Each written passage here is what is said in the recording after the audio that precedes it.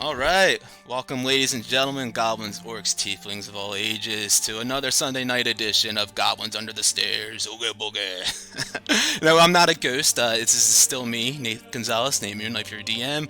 Got a little white issue going on here, but you know, it's D&D, baby. We're gonna roll with it. So, tonight, you guys might notice we have a new crew with us. We're doing a special edition one-shot called Special Delivery. So, do a quick little introduction for all of us here. We'll start with who you guys do know, and that's Mr. Luke Gonzalez. So, go ahead and give us a little intro and let us know who you are, who you're playing tonight. More commonly known as Fang, my name is going to be tonight Barford Jamjar. I am a Lightfoot halfling rogue. I am about 3 foot nil, and I have these black leather, horribly ripped up pants that I found along the side of the streets, along with my white stained up, beaten up t-shirt. My hair is slicked back, no, not from gel, but from grease, and I have my nice toothpick in that I like to play with, switch sides every once in a while. Love it. Barford Jamjar, ladies and gentlemen, the halfling rogue. Tommy, why don't you give us the next? Alright, so Boris Gutenschnack. I am going to be a bugbear barbarian of what I believe it's Path of the Ancestor Protectors or Guardians, whatever they are known as. I am Barker's right-hand man. I am at a towering 7.5 feet tall, and I am as polite as they come until you cross me. Ooh. And I hope you never cross me. For my sake, I hope I don't cross you either. I'm All quite right. menacing, yeah. And whoever wants to take it next, go right ahead. Andy, would you like to go first? I'll kick it off. I gotta get in character here. Wait. Name's Royd, although that was not the name I was given at creation. I am a warforged. However, I have taken on the character of a druid recently, trying to explore my existence. I was created to kill. I realize I'm part of the natural world. I have joined this party to seek answers. Fucking love it. All right. And my character's name is Ooks Muckfeet. He is a blackened scaled kobold with bright glowing red eyes.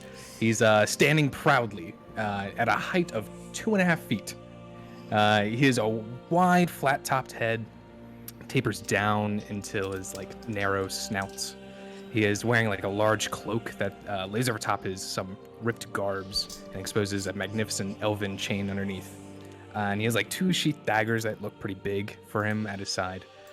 He's double-jointed legs, and so they naturally bend like the hind legs of a dragon. And behind the cloak, you see a serpent-like movements of his tail. And there's a shadowy essence around him. And it's like light doesn't fully reach his body. And he's got a little bit of a Napoleon complex, and he believes everyone shall rule under him. Love it. Well, this is our adventuring party tonight, and without further ado, let's go ahead and just jump on into this thing, the special delivery one-shot. So, this adventure takes place in the early 1500s in Lylon, which you can see here on the map, nicely noted with this exclamation point. It's a coastal dock settlement nestled on the Sword Coast of northern Faerun, here in the Forgotten Realms. Being located right in the middle of 2 major cities, Neverwinter and Waterdeep, Lylon used to be a bustling stop on the high road for traders and adventurers. Up until the time that Spell Plague broke out and an evil darkness and all sorts of monstrosities and abominations took over the village. But our adventure here takes place around half a century after the heroic efforts of Luke Gange, Wilmer Chattington, and Solrak the Destroyer defeated and eradicated that darkness that plagued the settlement, and made the light shine over Lylon once again. And with the evils that lurked this dilapidated settlement no more, bandits, rogues, scoundrels of all sorts found this vacant city and reclaimed it as their own. In recent years, the settlement of Lylon now houses many different types of adventurers, from thieves' guilds to aspiring mages, hermits, traveling bards, bugbears, and everything in between. Our story begins in the early afternoon. Go ahead and switch you guys to your new scene. Begins in the early afternoon. Let's see, you You guys can see this, right? Yes. All right. Yeah. I'm gonna ping you. I'm sorry, my screen just flashed. To the location in which you should be. Sorry if this is a bit heavy on your browser right now. My screens are flashing. I'm not sure if your guys' are too. I think I'm there. Cool. So you guys can see that exclamation point. On this slightly overcast day, you guys can see the dingy squatting quarters of Barford Jamjar and Boris von Gutenschnack. The two of them have been kind of lounging around on this lazy Saturday afternoon after a late night out. Boris and Barfer, what's going on inside this squatting quarters as you guys are kind of just lounging in the early afternoon, kind of just recovering from a night out? I sit pretty much at the end of my bed, rubbing my eyes and face, and thinking, it is afternoon at this point. Now's a good time to fuck with Boris. So I go to try and slither into his bedroom, real sneaky, and I know he's hungover, and I try to approach him and say, Boris! Yeah, no, I'm snoring. Absolutely unfazed. But then I slide into a bed with him and just look at his eyes until he decides to wake up. My eyes shoot open when I feel something in the bed. Oh! Arthur! Good morning! What was that you felt? I felt a presence, and I... Oh, right. Hey, Yeah, it's you. Did you drop your ball bearings in here? Shh. No, I think I still got all 1,000 of them still in my pocket somewhere. I heard something. Okay, just making sure you have them. Okay, perfect. Listen, Well, dude. We've wasted all morning. It's afternoon. We've got to hit the local bar and make some more money, okay? We wasted all our money on drinks last night. We have got to get a move on. Is it snaps in time? Just then, Barfer and Boris, you guys hear a knock on the door. Now, what the fuck could that be? Yeah, I'll get it. Do you want me to get it? No, I just woke you up. You stay comfortable. It's fine. I wake up gorgeous. Fine. You go get it then. I will go to the door. But I follow him. I follow under his feet. Hi, Boris, you open up the door, and you're greeted by a young teenage elvish boy wearing a beaten and dirty conductor-style hat, wearing some overalls, missing a button, so that one strap just kind of hangs loose, and a bit of like soot rubbed in on his face. He looks at you with a bit of wide eyes and says, you know, 'cause you're kind of standing a little bit taller than him and hawking over him, special delivery for Mr. Jamjar. While he's looking up at Boris, and I'm below him, I try to sneak my hand into his pocket to see if there's anything else I can grab. From the little boy? From the little boy. Make a sleight of hand check. 18. I rolled an 18. So you slide your hand into his pocket, and just at the same time, he's going to slide his hand into the sack as well. And you guys' hands kind of touch for a moment. You guys lock eyes, like, oh, that was weird. One second, buddy. I was pulling it out for you. Yes, I'm Mr. Jamjar. You're Mr. Jamjar? Yeah, that's right. Oh, okay. Well, here, I got a letter from your secret admirer for you. Secret admirer? Oh, it must be one of those ladies. You know, Boris. We met her. Mr. Jamjar, your reputation precedes you. They just cannot leave you alone, can they? So after he hands you the note, he just kind of stands there. Yeah, get lost, buddy. I will. Sir, I require a little tip. Mr. Barber, I will handle this. I'll give him 2 gold pieces. Oh, you hand him the 2 gold. He looks at them, nice and shiny in his hands. That'll do, sir. Thank you very much. He kind of tucks him away, slinks off into the shadows, and disappears into the alley. Have a good day. I will unnecessarily slam the door behind him because I don't know my own strength. Boris, that's 2 gold pieces. You know, we got to conserve our gold a little bit better, buddy. Listen, I'm very confident in my Schnapsen ability, alright? I know you're better than me, but I still think I can do well today, okay? This will be fine for us. It's 2 gold versus what? The hundreds will make today? I like your confidence, Boris. Yeah, And I thank start you. to rip open the letter from my secret admirer to see what it says. Okay, that's fine. Okay, it's fine. Start to rip it open. And, Oh, you see this on the map? yeah, cursive. Yeah, so I'll read it for you, of course. Thank you. So, I know they're not teaching guys in school anymore, but Oh, my God. so Well, the note, remember, Barfer's education. the note kind of has a little bit of like a perfume aroma to it as you open it up, and you read it and says, "I can't wait to finally meet you after all this time. Dinner tonight at the Wounded Rogue will be positively sumptuous with your company. Bring those friends of yours you always tell me about. Of course, you'll have to order the soup. Unik so appreciates the compliments for his cooking." And signed with 3 X's. Tommy, Who Boris, is this from? Boris, if I'm reading into this letter correctly, maybe there's a little on the side for everybody. So, Like they we've have got- incredible soup. We have to go. but first, we gotta gather up Royd and Ooks. Yes, we cannot let them skip out on the soup either. Oh, they Now, love soup so much. Could you imagine a quadruple date? The With- soup? Oh, the bisques. Oh, we can't forget the bisques. They're going to be to die for. Oh, the soup is called for something, isn't it? I can't really read into it that well. But either way, we just gotta tell Royd and Ooks about this. Come on, tonight could be awesome, Boris. Okay, Schnapsen aside, let's go get our friends. It is time. Schnapsen and ladies. You had me at Schnapsen. Alright. And so I guess we gotta get ready. Alright, I look good. I'll put on my best As I suit. just grease my hair back a little bit. I'll put on my best suit with a top hat.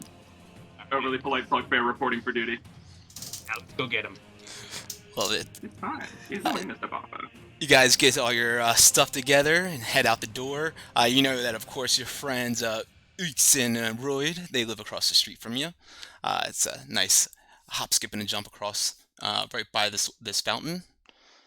I just go to open the door and walk in. Is your guys' door unlocked? Yes.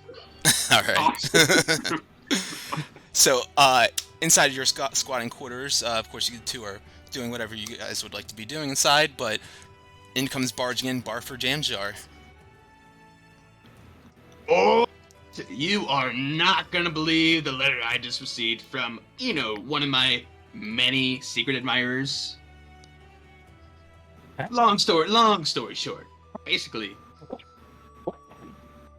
Basically, Royd and Ooks, we've got a quadruple date tonight. We're talking soup and Schnapsen tonight, boys. It's gonna be a doozy of an evening.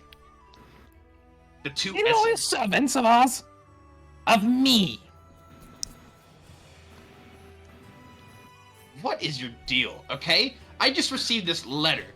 We're gonna have the evening of our lives tonight, and all you're worried about is that shit? Come on. They must love me. Well, I guess you then look really good tonight. Worship me at the end of the day. That's what I'm looking for. So come, let's go. What's happening? Who is this? Who is this mistress? Like I said, it's one of my many secret admirers. Yes, Okay, yes, all right. it could be anyone. Royd, Yeah. you in? I have no interest in these humanly pursuits. Fine, more for me then. Oh, hold on. I think we should go together. Let's not just do a one-sided thing. Right, I Well- think there will be something within your interest here. I heard they have good soups. You like soups. Great soups. I heard there will be bed. Will there be any sort of electronics or electricity? I've heard they have an incredible oil recipe. All right, I'm in. Okay. Got ball bearings too. That might be a good, conductor of electricity.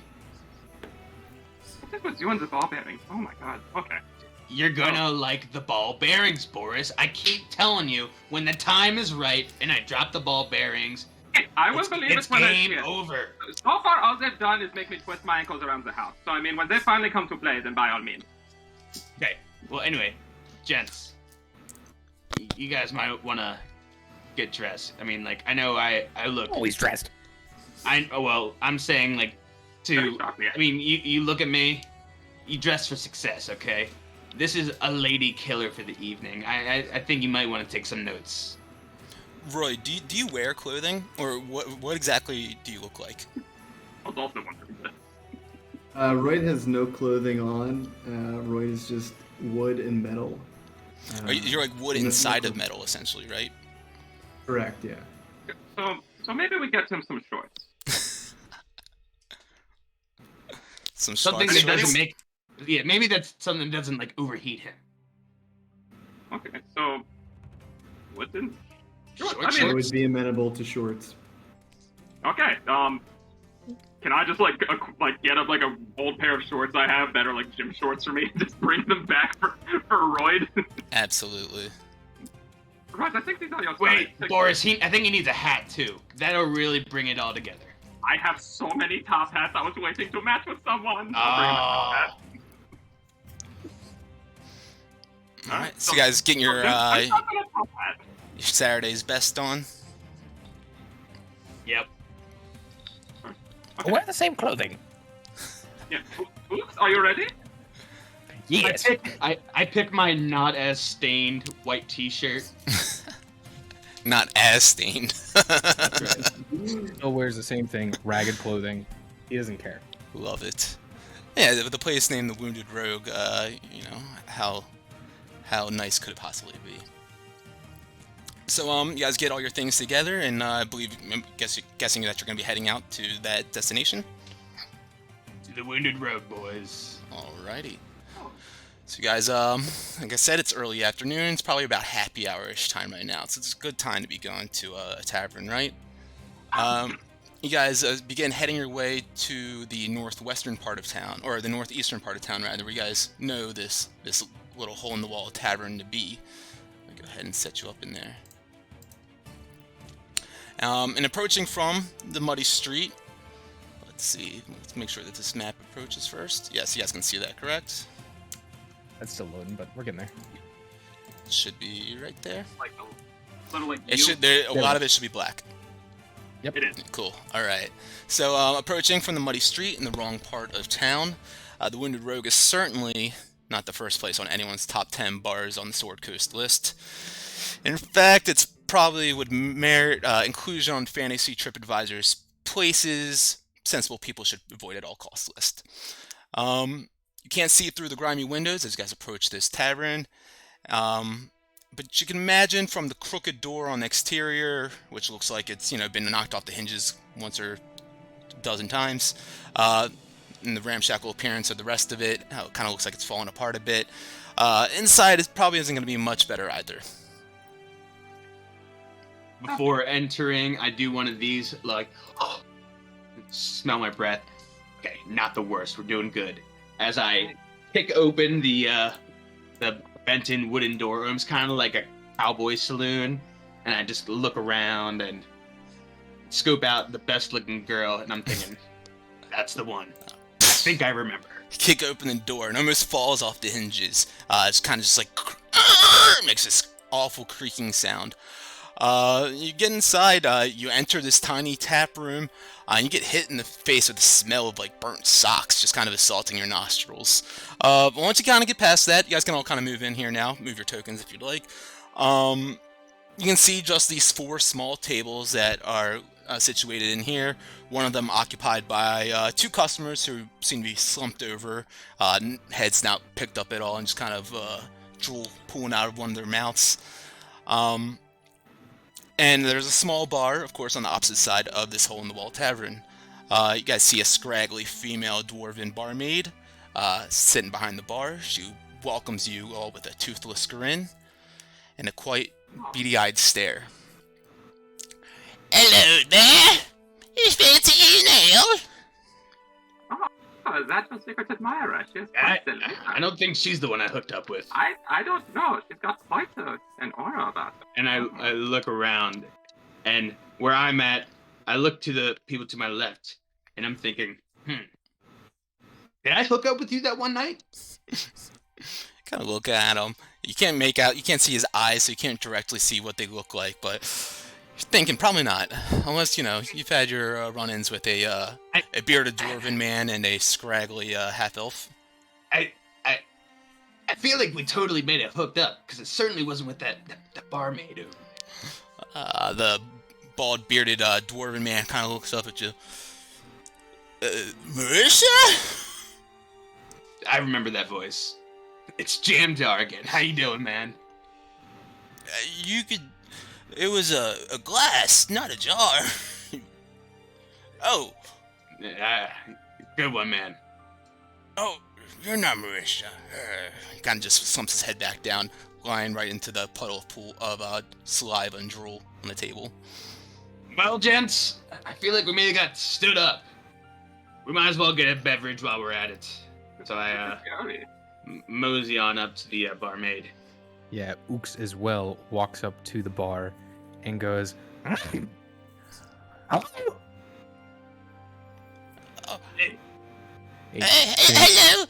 You like an ale?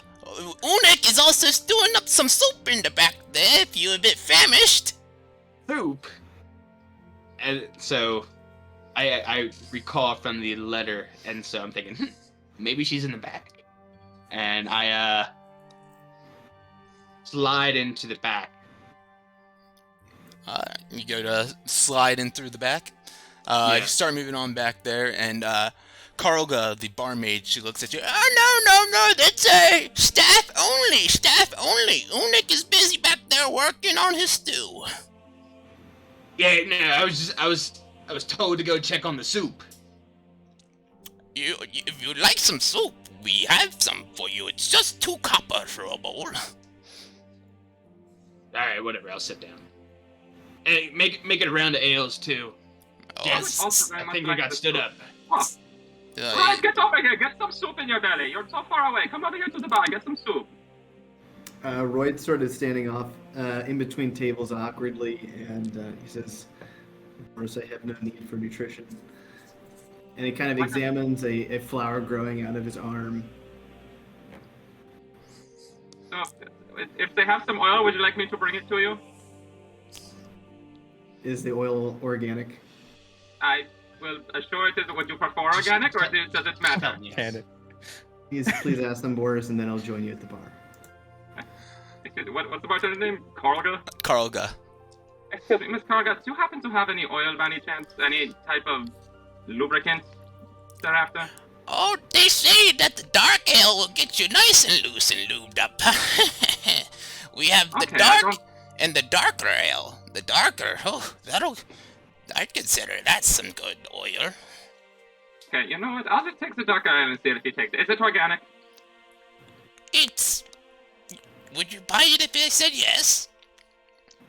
I mean, probably. I mean, I'd take your word for it. Yes, it's organic. Okay. Oh, perfect. All I need to do here. I would like 1 darker ale, please. And the soup. Okay, let's, a round of darker ales for everyone.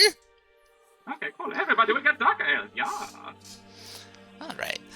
She begins. Grab my ale and walk away. Okay, well, okay, that's just fine. I did not want to talk to you anyway. She turns around, grabs a couple of mugs, and starts hitting one of the taps. You guys see this really viscous, dark, frothy liquid just start pouring out of it. Starts making this like kind of gulping sound every time it splashes in there. It sounds very like thick and heavy. Hands it over to you. Nick, how many soups did you guys want? 4. Nick, we have some customers. 4 soups. You guys hear quickly some heavy footstepping in the back room here. Just a minute! A voice kind of shouts back out. She turns back around, plops down each one of your guys' mugs down on the counter in front of you. While you're at it, get us another one too. This won't last too long. Oh, certainly. I can start a tab for you if you like. Yeah, keep a tally. Keep a tally. Okay, okay. She starts pouring you another one, and very quickly, through the back door, it comes slamming open, and this orc man carrying 4 bowls on his arms, proudly, just very stern and standing tall, wearing like a dirty apron, comes walking up to the counter. I heard that we have some people ordering the soup. Yes, Unik. Right here. All 4 of us want. Oh, yes. He starts gently putting down each one of the soups for you, and he kind of sits at one of the tables that Ooks is sitting at as well, and just kind of puts his hands on his chin and watches you guys as you're had the soup in front of you. This looks delicious. As you notice now that he brought these soups out, that like smelled the dirty socks that you guys smelled when you guys first came in. This is definitely the source of that smell. Oh, this is the dirty. Okay, great. Except this does kind of remind me of home a little bit. I was gonna say, it reminds me of my home as well. Oh, right, this is the closest I could get to the oil. I hope this is acceptable for you. If you do not like it, I will not be offended. Looks like common oil to me. Fortunately, I was taught orc. It gets up and kind of approaches Unik, and then he asks him in orc. He says, "I was taught orcish at a very young age. My masters taught it to me. Where do you source your ingredients?" He's very impressed that you speak to him in his native tongue, and he sits back up. Well, you know, we get them from all around here. The Meter of Dead Men is a good source of getting some nice greens. If I'm lucky to get them green, a lot of times they're wilted by the time I find them, but they still make a nice stock, especially the bones that we get using, he looks at the bug-bearing guys group. I won't tell you where, but the bone stock that we use is fantastic as well. Okay, great. It's very pleasing to me. I'm impressed. Thank Yes, you for your please, kind gesture. would you guys like to try some? He kind of like nudges the bowl closer to Ooks. I'm just sitting there drinking my ale, my dark ale, as much as I can, and I just finished it. What do you want? Yeah, that ale, it tastes overpriced. I mean, you guys only paid 2 copper for it, but it's not good stuff. He looks at you. Please, I'm curious if you guys like my soup. I want to look at it. What do I smell? And let's see. Does it Yeah, for the soup? You can make a perception check. But you're smelling it and looking at it. Like I said, that horrible, dirty sock smell is definitely coming from here. You see like a couple of just little sticks sticking out of there. A couple of splintered up bones. Looks like maybe a rotten like tomato is in there. Doesn't look like good stuff. I'm going to pseudo take a bite. I'm going to sleight of hand, pretend to take a bite, and Yes. really just kind of fake it. Sleight of hand, absolutely. Give me that check. He's watching you intently. So, what are your thoughts? It's got the mouthfeel, right? It's definitely got a feel. Mouthy. I think it's great. You think it's great? Yes. He absolutely, he's floored by your response and your approval of his soup. My lord, I've been working on this recipe for quite some time. It brings me great honor to believe that you, someone such as yourself, could enjoy a meal like this. Please, follow me. I have to show you some more. And he gestures to all 4 of you to come up. Please, come with me in the back room. You really like this? He looks at you, Fucking Barford. not. As I say silently to him. I'll say this. The recipe could use some tweaking. As we're about to get up and leave, I wanted to cast Mage Hand to try and pour myself one more round before we get out of here. Absolutely. Sneak it. Just go ahead and do a sleight of hand for that. What? Don't feel me. Shit. This magical spectral hand just kind of appears right behind Karlga as you guys are beginning to walk away. She kind of turns around, starts wiping the counter, and then turns back around to the taps and sees this spectral hand with its hand on the tap, pouring the frothy liquid into one of the mugs. Hey now! No, none of this trickery here! And she just slams the tap shut and grabs the mug out, floating out of the air, and puts it on the counter. I walk you away want an acting ale, you like have to pay. nothing happened. All right. I never did it. You guys keep walking away then, as Unek is urgently and kind of very excitedly trying to show you guys to this back room. Are you guys following him? Yes. As we're walking, I'm with Boris, just kind of like holding on to his leg as he's walking because he's so fucking big. Mhm. And I look up at him. Hey, Boris. Those fuckers over there. We could totally take advantage of them with a little schnapps. And what are you thinking? I think goes our way out. I think we could. Yes. I'm a snaps and pro. Maybe- I think we could do this. Maybe we hit them on the way out. I think we do. First, we must Love go it. see the root of this soup recipe. I'm also curious as to how a person got real bones still in the broth. Kind of a Yeah. challenge, really. Yeah, amazing. Alright, so Unek begins leading you guys excitedly through this back room. You guys can follow him, and he opens up the door to the kitchen. Let me reveal that. And you guys get hit once again with that terrible smell. You guys see some like rotten vegetables sitting on a shelf on one wall. Some very gross looking meat, kind of has like this white texture on the top of it. Definitely shouldn't be there. But he goes up to the shelf with the rotten vegetables on it and looks at you guys. You really liked my cooking? Yes. Make a deception check, Barfer.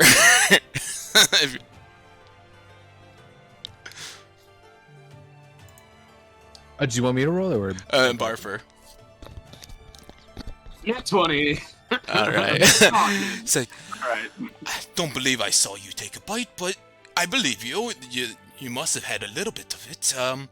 Well, here. And he goes up into the shelf with the rotten vegetables on it and clicks a latch underneath of it, pushes the shelf up, and then pushes a little notch in the wall behind it, and a door slides open, revealing a passageway that goes down some stairs. It says, "The wounded rogue is downstairs." Hey guys, this is where the ladies are. Thanks, I Unik. told you. God, The soup was good. Good soup, by the way, buddy. Thank you. Thank you very much. Make sure you grab a bowl to go, a quart if you will, as well. That's really okay. We're full. We had some food prior to coming, but we appreciate it. Certainly. So you guys begin walking down this passageway behind his kitchen. Anything that you guys are doing, or you guys want to take it, just kind of following this hallway down? This must be where the ladies are, guys. Let's do it. Yeah. Maybe this As is what I- the real snaps is being played. As I bolt it down. Oh, you're sprinting. Okay, we're sprinting, everybody. Alright, let me do something real quick with the music. It's been very let's see if this works. Aha, I didn't think I had it.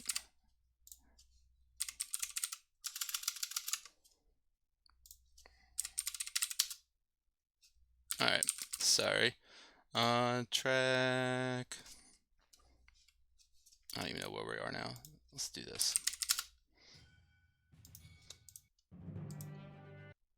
Okay.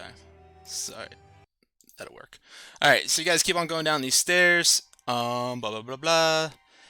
You guys get all the way down through this spiraling hallway that keeps on going down and down this passageway until you get to a door with a sign on it with a mask, like a kind of like a carnival mask.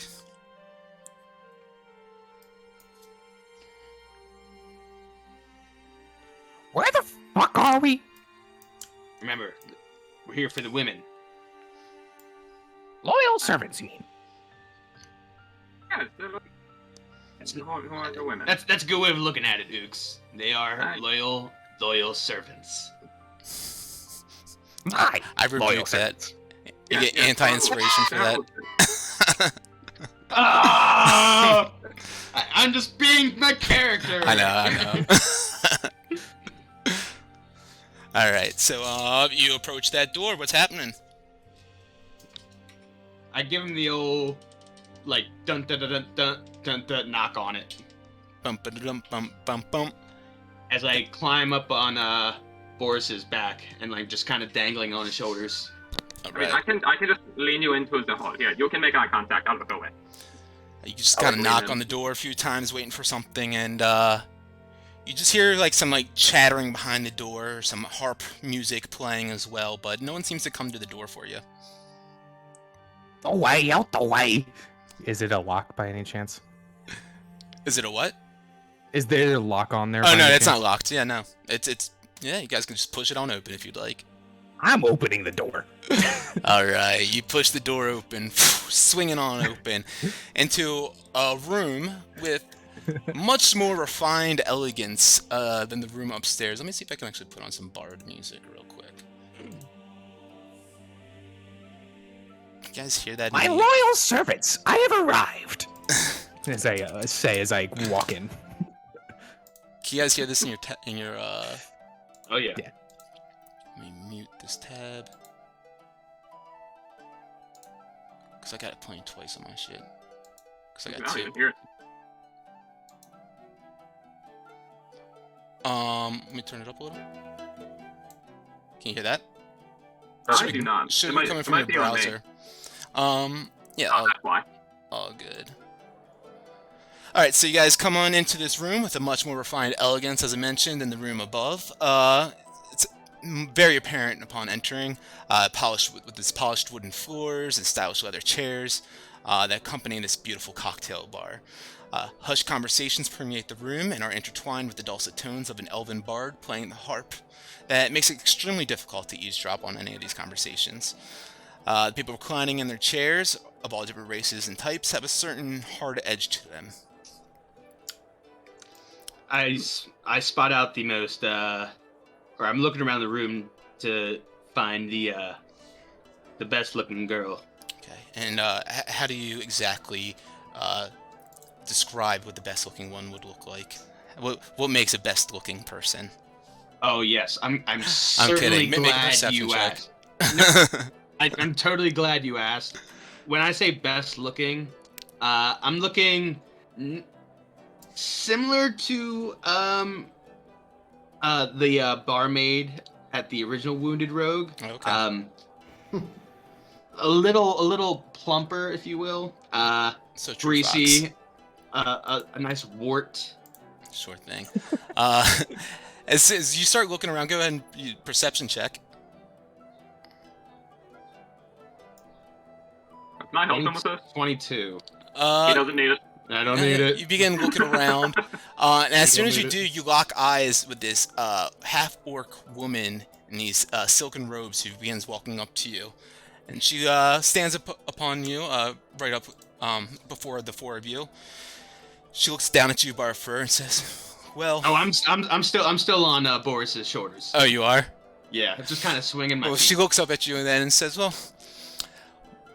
you're a bit shorter than I was expecting." I'm quite tall for my height. Calling short.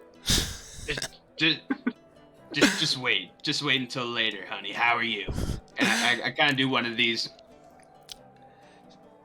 Kind of, yeah, does it back to you, but she leads you guys all through the bar, just hush, like with a stride of elegance and like confidence. She guys kind of lead you guys through the bar to this corner, by this fireplace over here. And as she does, she looks back at you and says, "The name is Carolyn Three Silver. It's a pleasure to meet you finally, Carolyn Barfur." Silver. I remember that name, Carolyn. It is a pleasure, as always. Gents, let's head on over to the VIP section. Royd kind of breaks off and walks up to the bartender at this counter and asks, "What is this establishment?" What is this establishment? Mhm.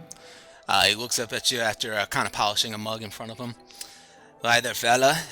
This is the Wounded Rogue. You must know if you're down here." This is my first time. I came here to look at the organic ingredients in the soup. What is your name? My name, it's Yuck. Yuck Flintheart. Very interesting. The word yuck in common, I believe, is not very flattering. Well, yes, it's not a very flattering name. My mother, God bless her soul, she named me Yuck, my brother Barf, and my sister, Gash. That's very fortunate. My given name was Soldier. I'm gonna go see what the other guys Very are doing. nice, very nice. Yeah, would you like a drink? Do you drink? I don't consume anything other than nature. No business, be gone. Kind of just hushes you away. I slide down Boris and just kind of sit crisscross applesauce right in front of Carolyn. Now, Carolyn, what is it that you hits me up about? First, as she led you guys through the bar, as I mentioned, she kind of has like this like stride of confidence to her, maybe even like a bit of nobility in her blood. And as you guys noticed, as you guys were walking through, a lot of the eyes kind of picked up from their mugs and the conversations, kind of like watched you guys go through the bar into this corner here. She says, "Well, if you want to get right down to business, tonight, the Wave's Bane, a pirate ship masquerading as a merchant vessel from Baldur's Gate, is due to dock. On board is a crate of great value. You'll know it when you see it. I don't know what its final destination will be. All I know is that you're going to interfere. I don't care how you acquire the package, just bring it to me here at the Wounded Rogue, undamaged, before dawn. I will pay 2,000 gold pieces upon delivery, and please be discreet. Don't die. Definitely don't die. And remember, it's not stealing. Think of it more so as forceful repossession for monetary gain at the behest of a licensed third party." Well, you've certainly called the right man for this. I have chills right now, and I'm certainly flattered that you would hire me for this little not so steal mission. I cannot wait. I'm sure my friends here would love to come along. Wouldn't you guys? Royd. Stealing is wrong. Tell me more about this package. I would if I knew more about it, but with these pirates, they're guarding it, and from Baldur's Gate, it must be of great value. Are the pirates bad? Oh, they're pirates. I'm in. He means yes. Why He would love to be a part of this. Either way, we'll do it. I'm just saying, We you are all about will it. need a solid squad such as yourselves, which is why, of course, I called upon you, Barfer, for the job. And like I said, you called the right guy for this, as I'm kind of like, doing one of these. Right. So, it should be due to dock tonight at the docks. At the northernmost port is where I believe the manifest said that it should be docking at. It'll be a little bit later in the evening, so you have about a few hours to prepare for it. Get your guys' bearings in gear and set, and yeah, if you have any other questions, feel free to let me know. Yes, a couple questions about the mission itself. Do you have any more information as to where specifically on the pirate ship this package might be? If I had any clue, I would absolutely tell you, but I'm assuming possibly somewhere secure, obviously. It's supposed to be of great value. Gotcha. And we got a couple hours, you said? Yeah, at least 3 hours. She looks down an arcane watch. What are you is the doing name of this between now pirate? and then? I'll be taking care of other affairs. Sorry, I'm a little bit busy. Other affairs. Yes, that's what I said. Okay. Well, She looks at Well, Boris. Excuse me, you look like you're about to say something. What is the name of these pirates, so we know what ship to look for? The They name go of the by ship is the surname? Wave's Bane. The way it's been. Understood. Now, what if we got you the entire ship? Well, that would be quite a mission. I would like the utmost discretion on this task. I'm not sure if capturing an entire ship will fall under that category of being discreet. We want it, so we might get it. That's why I bring him along. I love you, Ooks. I will not question if you want the pirate ship. I, myself, am very curious about this package. So, just bring it to me before dawn here at the Wounded Rogue. You will get your payment in full, and whatever you do outside of that is to your own discretion. What is this package, by the way? Not quite sure what's on the inside of it, but once you see it, you will know which one it is. Can I just do an insight check to understand, like, Yeah, absolutely. Make an if they're insight like check. lying to us? Please do. How dangerous is this? Insight check. Shit. I'm doing bad. We are rolling like absolute trash. Yeah, she's telling you everything that you believe that she knows. Mm. All right. Hey, we got Oak's seal of approval. Knew Ooks would be all about it. It's I want to steal. Nah. Well, remember, Ooks. We're not stealing. As I kind of look between him and Oid.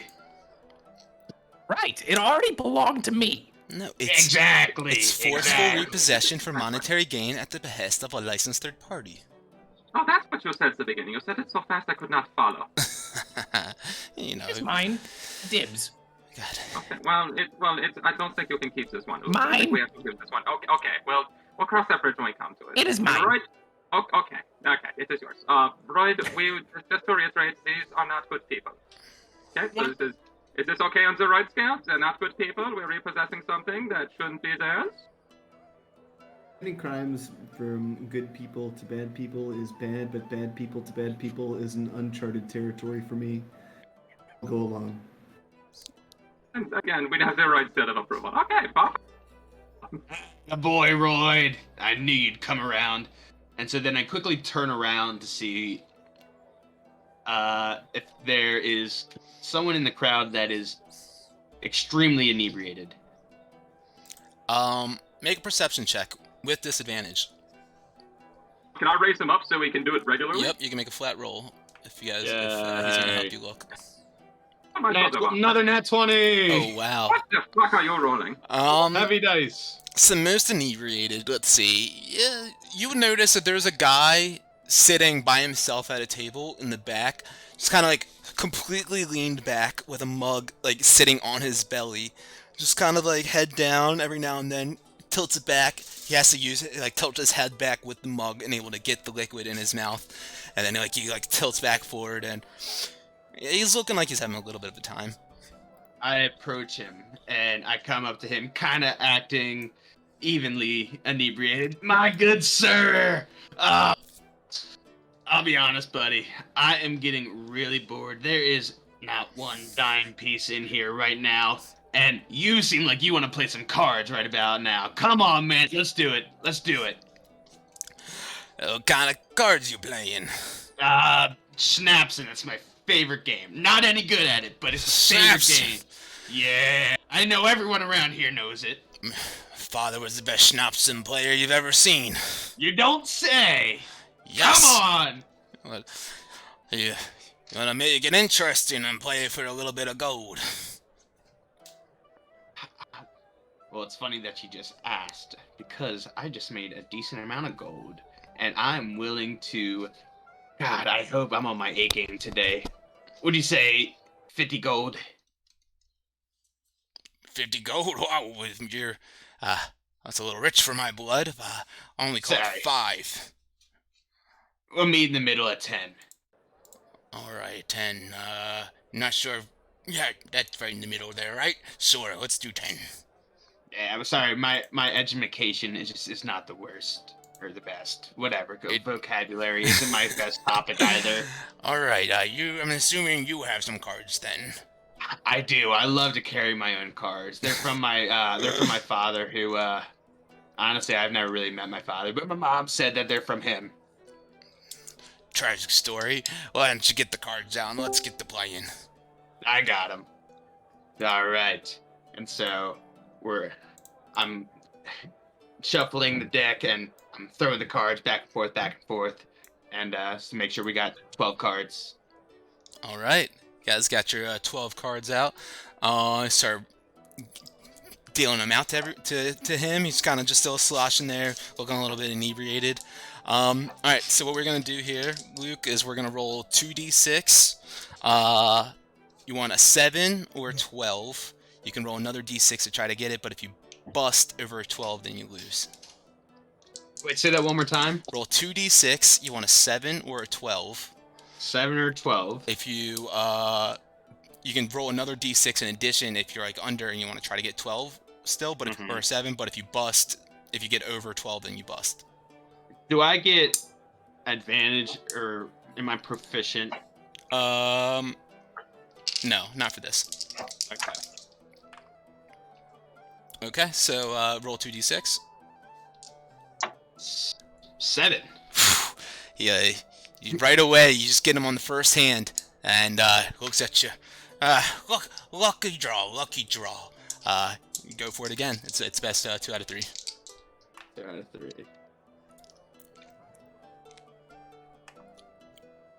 4. I will roll one more d6. You can keep rolling the d6s until 7. you want. Once again, you just swipe him as he gets 8 total, and you win that 5 or the 10 gold pieces you guys put up there. He just looks at you. My God, you've got some good snarking in you. and as I'm like kind of shuffling or like just as I'm kind of regathering the cards, I go to slide my hand, or I pretend I drop a card and I go to pick it up and then quickly like reach into his pocket to see if I get any more gold. Yeah, sleight of hand.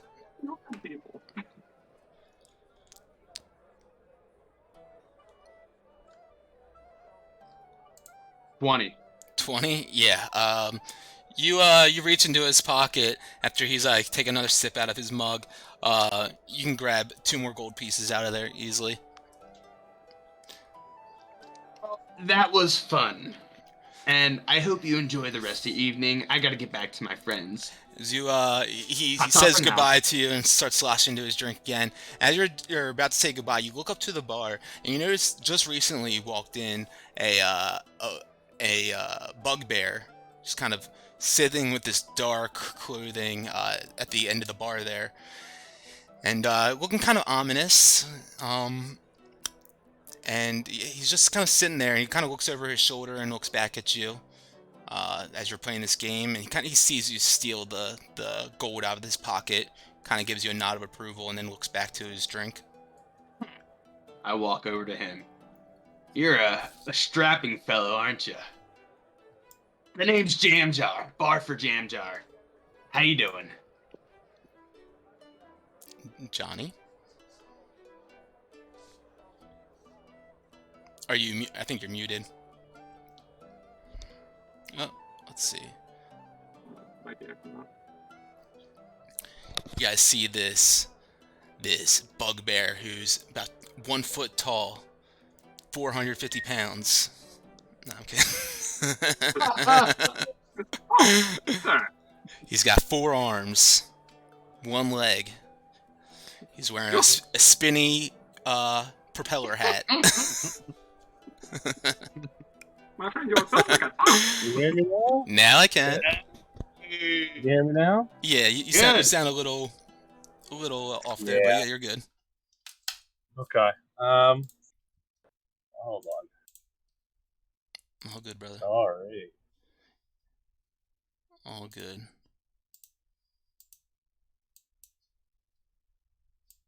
Oh. Stopped playing my music in the browser.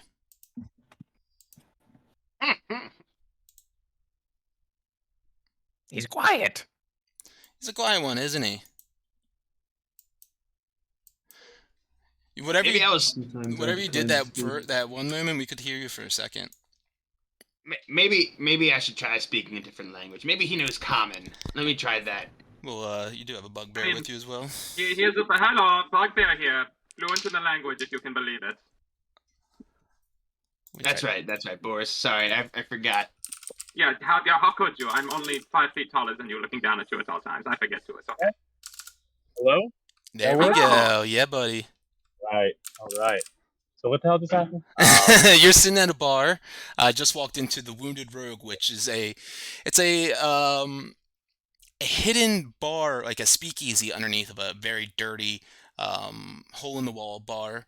It's downstairs underneath of it where a bunch of like kind of thieves and rogues and near-doers kind of hang out, all sorts of scoundrels. And you just walked in, and you're sitting at the bar, and you got yourself a drink. You looked over your shoulder to see Barford Jamjar playing a card game with a drunken dwarf and stealing a couple gold coins out of his side satchel, and kind of gave him a nod of approval of that. And now Barford has walked up to you. I saw sticky fingers.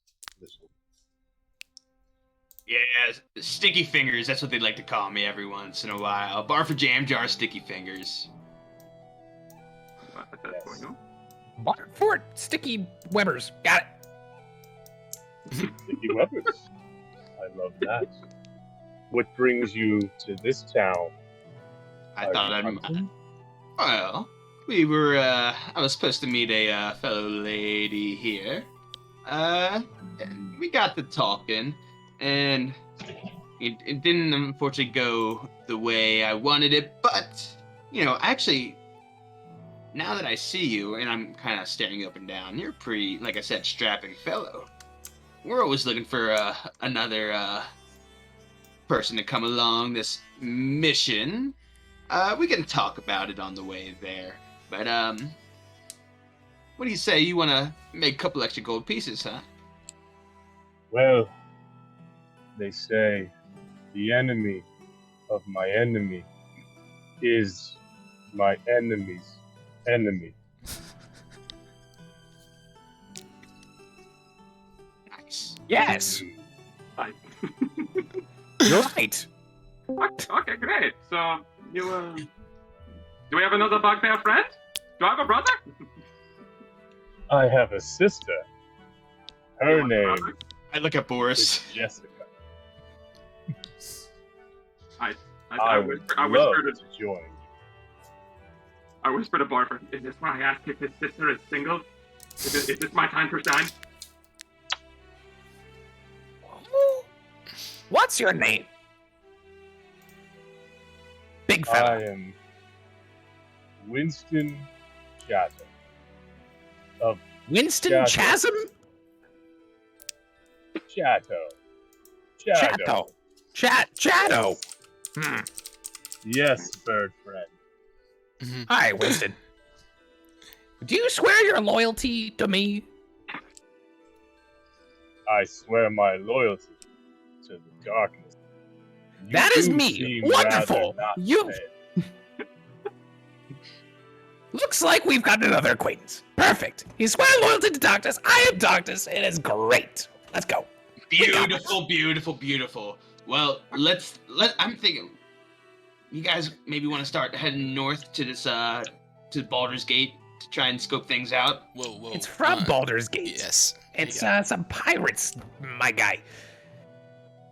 We just need to go on the ship, take the entire ship from me, and then we maybe give the treasure to Carolyn, you know, your date, and then be on our way in my ship. Yeah, the secret admirer. She'll succumb to me eventually. We're Beautiful. overlooking an important detail. I don't think we can, you know, take a whole ship. I kind of let this go before for the sake of books. We can't take the whole ship, right? That's not. Hey. I'm not the one of us. What color is this ship? Is it dark like the shadow? I will paint it black. Black See a soul. black ship. And yes, Boris von Gutter Butter. Come on, you've gotta work with me here. Okay, so we're taking the whole ship. I can take the whole ship. We'll take a ship. Mutiny. We'll go on board. We'll just throw him overboard, and then we'll drive off. It's not hard. Okay, well, when you put it like that, it's really hard to argue. Okay, whole ship It's it is. I'm very on board. easy. I'm very agreeable. Look, I got Royd with me. He's was a soldier. He could probably, man the poop deck. I don't know. Easy peasy. We get that steering wheel and just drive it off. You always strike me as a poop deck guy, too. I was You know, not I was also constructed thinking to you was a swab poop any deck. poop decks, unfortunately. Well, Excuse time me, for- bartender. May I have another round?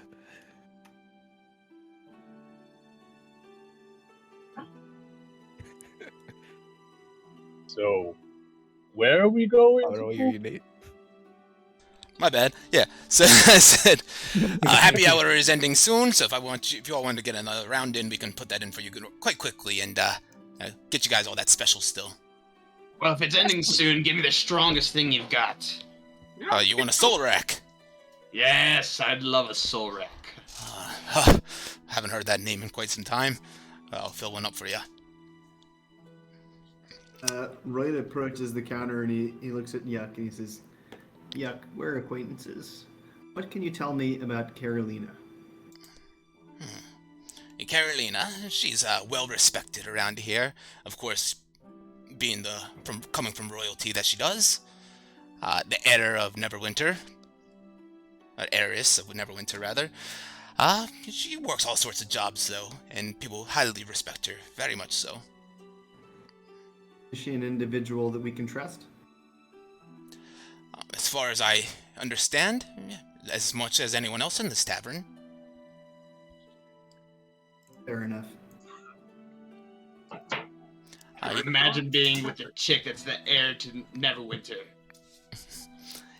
Yuck turns around and starts filling up a couple of mugs. He grabs a nice big bucket and starts going down the line of each one of the taps and filling up inside of there, sloshing the brew and sorts of liquors into this big bucket until it's nice and filled, and it's like this weird brownish, grayish color. He sticks his finger in there and swirls it all about, sloshes in front of Barper.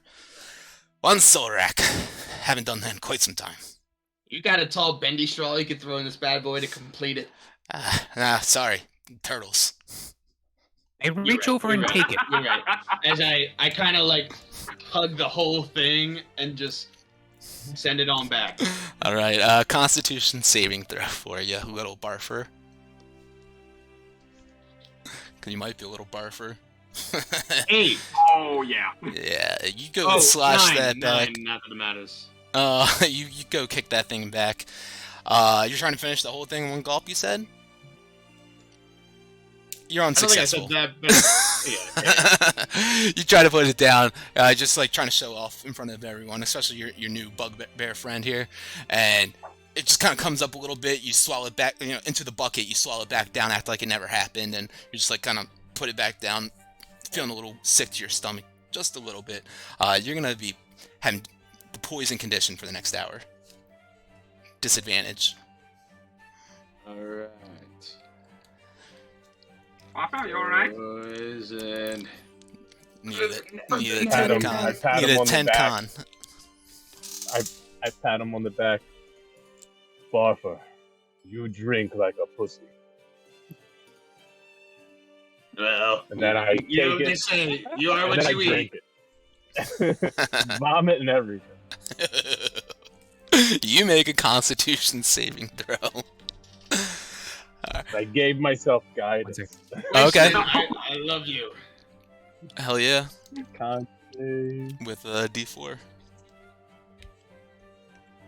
Oh, it doesn't matter. Not gonna matter. It doesn't matter.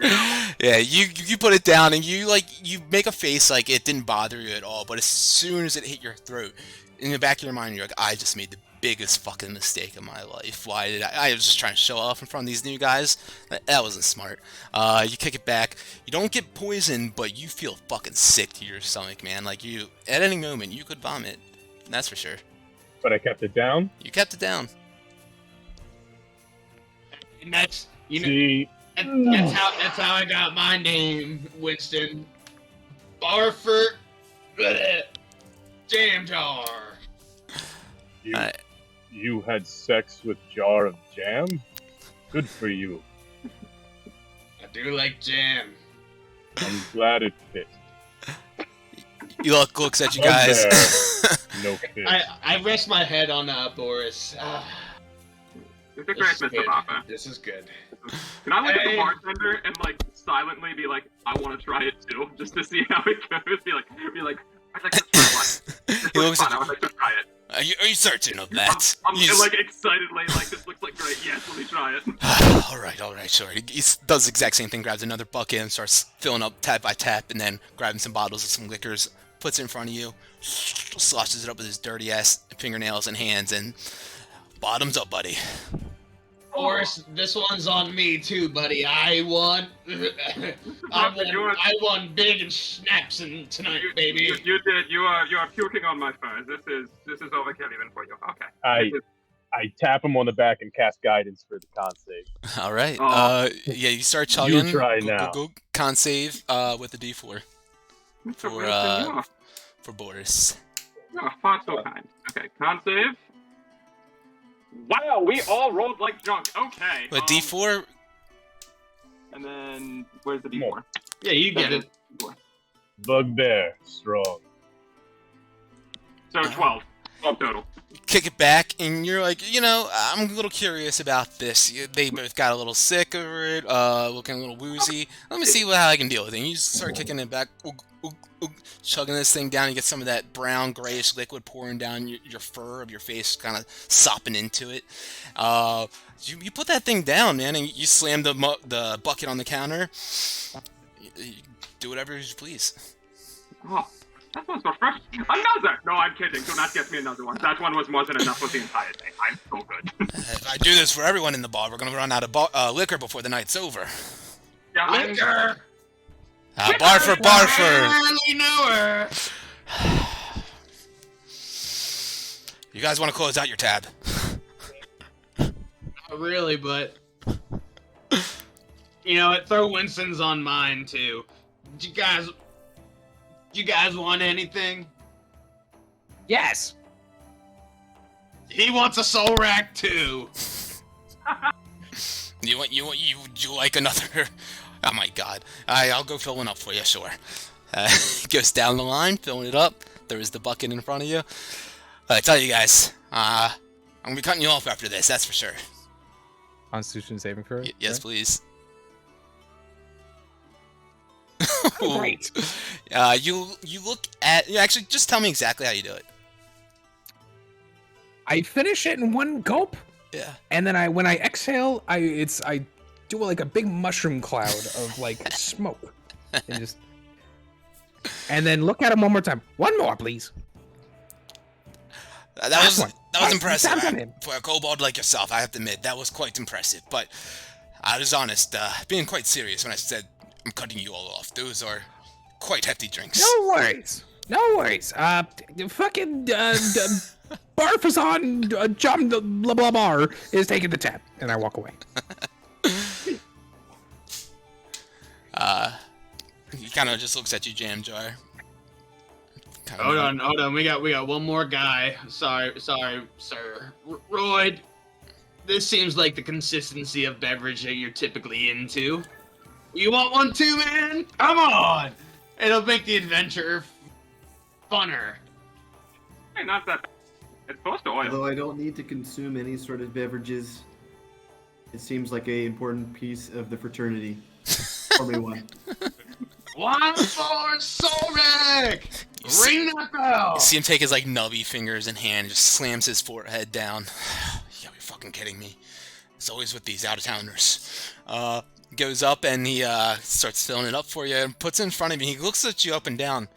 Oh, I gotta ask ya, where exactly will that go? It'll go into my core where it'll be incinerated immediately. I guess, just as all of us. Bottoms up, buddy. You are totally fine. As you kick it back. You don't need a con saving throw or anything. Just the way that your structure is built and everything it is able to withstand any kind of poison effect that you would take from, or any kind of nauseating effect that this beverage would give you. And a slight flame shoots out of his mouth from his core. He says, Your ingredients are truly organic. I apologize for taking all your liquor. No apologies needed. That was impressive. I've never seen anyone spit out fire like that since the summer of 1452. Now, what's the damage? For all those solar X, to be honest with you, it's quite a bit of liquor. Don't say it, bar for. It's gonna be 15 gold pieces. Can we make it 12? That was pretty impressive from Royd, huh? I guess, you know what, sure. What the hey? 12 gold Plus, pieces. when's the last time when's the next time someone's gonna order one of those? You know, it's... Well, you know. I haven't seen the Sorak and the Destroyers in quite some time, so probably not for a while. History told me they're called the Fang Gang, but whatever. I guess we read different books. Here's your 12 gold. Thank you, sir. He passes over the 12 gold, puts it away, and you guys are free to do as you please. You have about 3 hours until this ship is due to dock, so if you guys want to walk and talk, make up a plan of some sorts, figure it out, maybe fill in your new buddy a little bit more, feel free.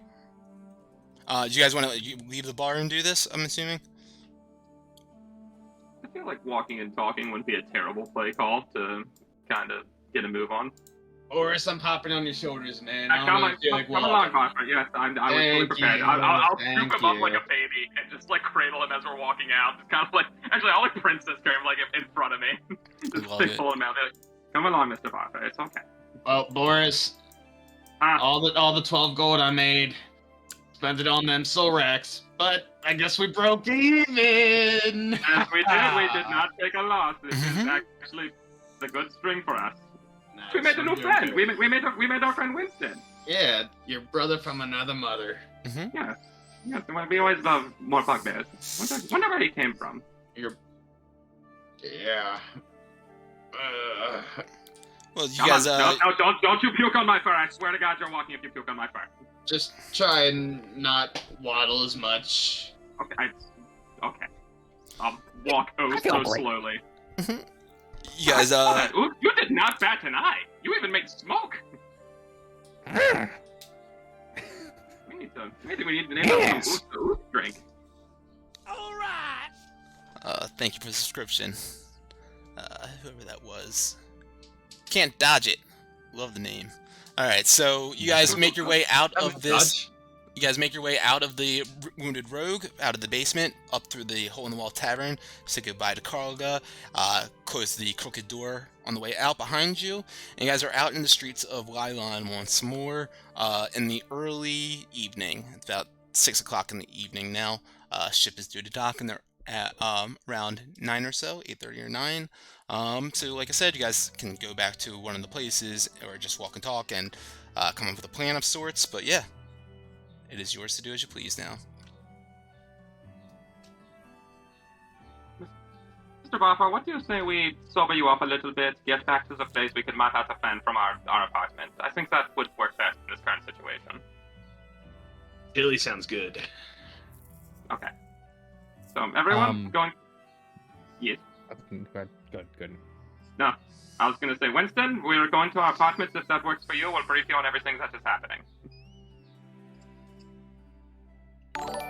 Oh. Okay. I think you're, there's no volume coming out again. It's doing a thing. I'm so sorry. Mic muted. Sad. Oh, no mic. Oh, pain. No mic. You can always open Discord on your phone and talk through that too. That's what I always do. That's what I'm doing right now. Yes. So let's just say that you guys make your way back to the house, right? Yeah. The squatting quarters? Cool. You guys get back there, resting up, feeling a little bit inebriated, just slightly from your guys' from your happy hour drinks. You guys sit down, maybe start discussing a plan for what you want to do when this ship arrives, and how you want to approach taking this package. Wow. I don't know about you guys, but I kind of maybe want to check it out for it. I know this ship belongs to me and all, but I haven't seen it ever, so I don't know what it looks like. I've been saying we go check it out first. Wait, hold on. I gotta put on my good black shirt for night mission. Oh, yes, blend into the ship. I like that. It's going to be a black ship. Black Oh, shirt. you're sneaky? I'm sneaky. We'll be fine. We're all sneaky. Not so sneaky, but Lloyd looks at the gym shorts and top hat that he's been wearing the whole time. He says, he's trying to grow an affinity for these clothing items. see more in my wardrobe. Roy, would you like some more? I can outfit. We can do a little fashion show if you would like. Output, input. Does that work? Hello. Yeah, it works. All right. Whereas I hate to impose, the articles are suiting for me. Yeah, I mean, we are about the same size, so I mean, why not? Here, come along with me. I'll get you fit into something you like. You tell me what you like, we get you set. You have fancy patterns. I have some Argyle. Would Argyle take your fancy? It's like the cool little diagonal shapes with like rectangles and whatnot. Argyle is pleasing. Argyle is pleasing. Now, what color do you like? You have a favorite color? Green. Green? I had a feeling it would be green. Okay, can I get him like a really nice green sweater vest and like khaki pants? Yeah, if you have that in your quarters, Absolutely, I don't see why I'm a not. well-dressed bugbear. Absolutely, I'm a then well-dressed sure bugbear. thing. But I hope you're still liking. Royd, I apologize for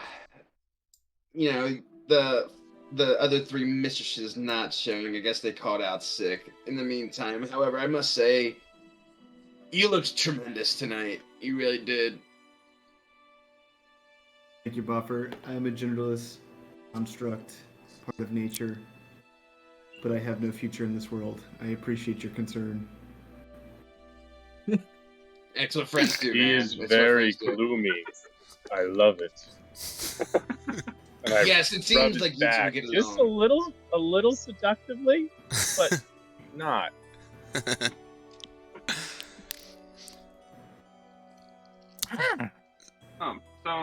Also, Winston, I don't think we introduced ourselves. I'm Boris von Gutenschnack. You've met Barfa, and then these are other friends. You guys may introduce yourselves.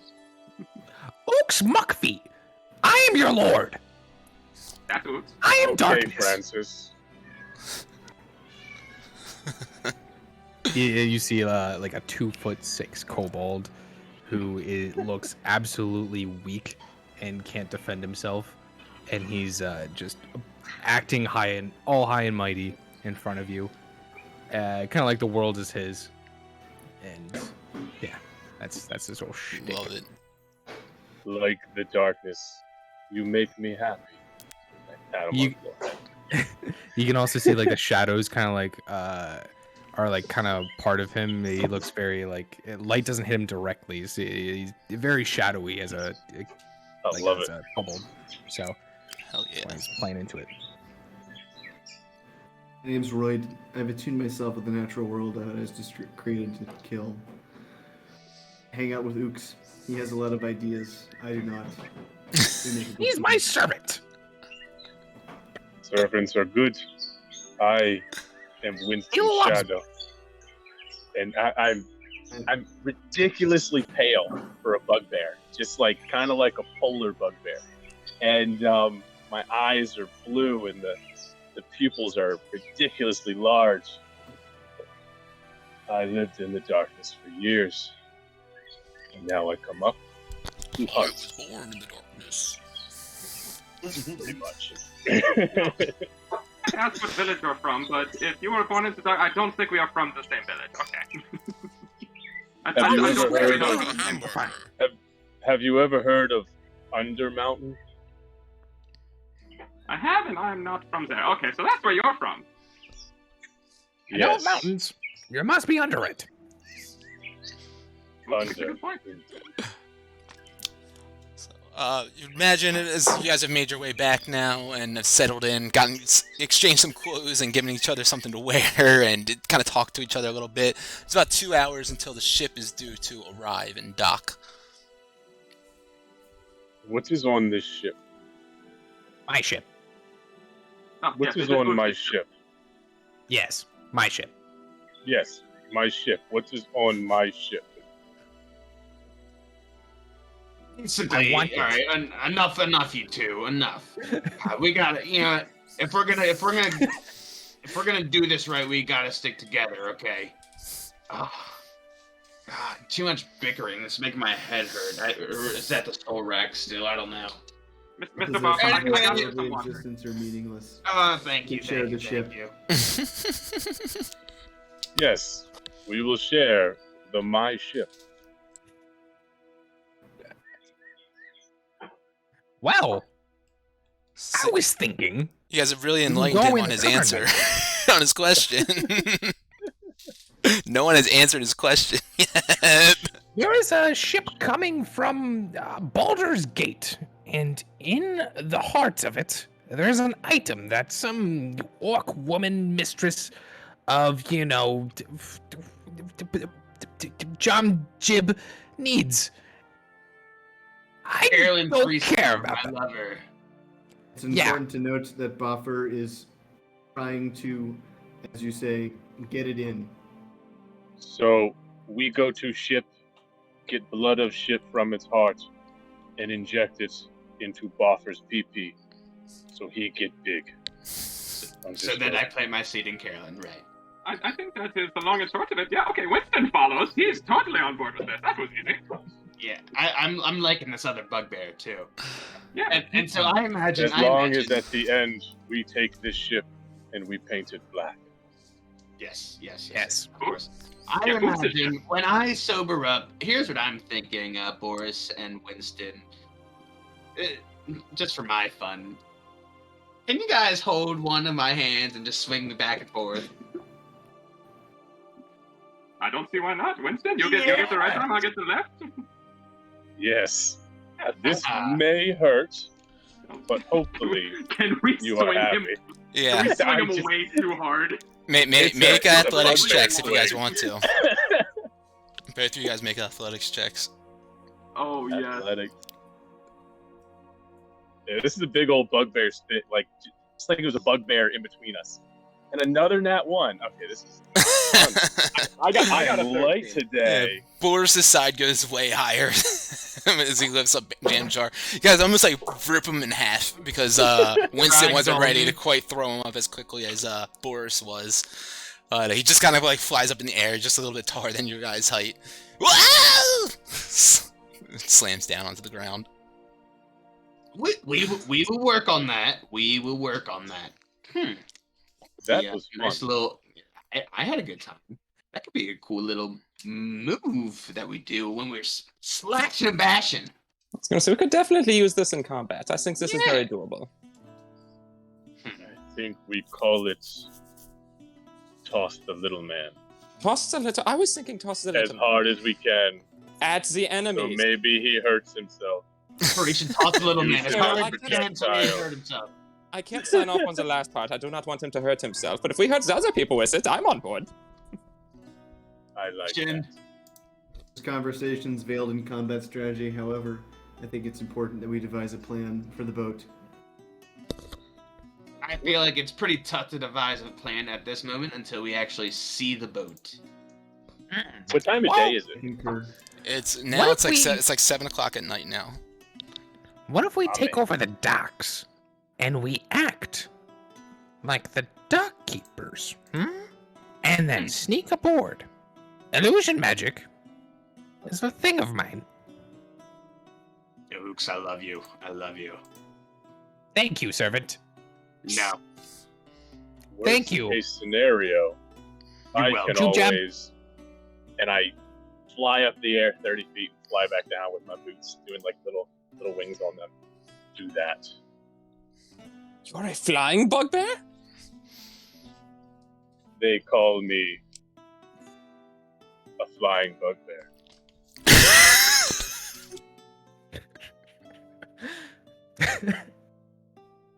So yes, You have a talent I have only dreamed of. Oh my goodness. I'm just awestruck at the fact I just saw a bugbear fly. I'm just like, I think you all are awestruck by that, to be honest. I dream of strawberries. I'm sure you do. It is Also good to add, to I have finally one meet round. people Winston. Let's bring you back down to earth here. You think you could fly either myself or Ooks on your back Upside down? in our Right shorts? side up or upside down. I could pilot you upside down, easy. As long as you be careful what stick you. It is very sensitive to altitude adjustment. So yes, you can carry us or fly us. Cool. That could be part of our plan as well. Gents, maybe we walk and talk about this, huh? Yeah, maybe we go towards that. Question, Nate. Mhm. On the map, with the 2 exclamation points, is this like points of interest of the map, or? The one is Barfer and Boris's home, and the other one that you see is where the Wounded Rogue is. Okay. Yep. Just making sure. Absolutely. Walk and talk. Okay. I was gonna say, so do we head towards the docks? We scout out the docks, see what we're working with for the evening? And I just made another one visible. Oops, it just flashed on my screen. Which is, of course, where the docks are, or the northern part of the docks where Carolyn let you guys know the ship should be arriving. I'm not sure if that made it visible or not, because it's not on my player screen. Yeah, it's coming from the north. Yep. Yeah, I got it. Cool. Alright, so, you guys are heading up to that area, you said? Is that what I heard? I think so. Cool. Yep. Alright, you guys all grab your things together, get Roy nice and dressed up in some argyle and khakis, as a top hat, looking like a very distinguished automaton, and you guys begin making your way up through the northern part of Lylon, through the streets during the nighttime. Where there's just a few people out, kind of slinking in the shadows of the alleys and making their way into different taverns and clubs and sort of speakeasies, if you will. You guys make your way up through the north and bend your way around the barrier wall to make your way into the docks. Go ahead and just gonna switch you guys to another map because this map is too big, megabyte file size wise, so it just keeps on making my screen flash a little. Using Alright. Microsoft Surface and it's just getting like annihilated right now. What's up? I'm on like a It's on a Microsoft Surface. Oh shit. Yeah, I'm sure. That'll do it. Yes. I'm surprised it's honestly even working. Okay, so you guys can see this, right? Yes. Alright, you guys, just because I wanted to really get off that map, you guys make your way up to the dock area, and it's about that time you guys have seen that the ship has made its way stationed and at that northernmost dock. You hear the sound of water kind of lapping beneath the undersides of the sturdy wooden docks. It's quite audible, as well as the mast on the ships as they start to come into your guys' view. Excuse me. You guys can smell that salty sea air mixed with the dull scent of water rot from the wood that kind of permeates the area, and the slatted boards that make up the dock are a bit slick with some spillover and the water sloshing on them. And you guys can see like some stacks of crates and barrels that kind of just like pepper the length of the docks a bit.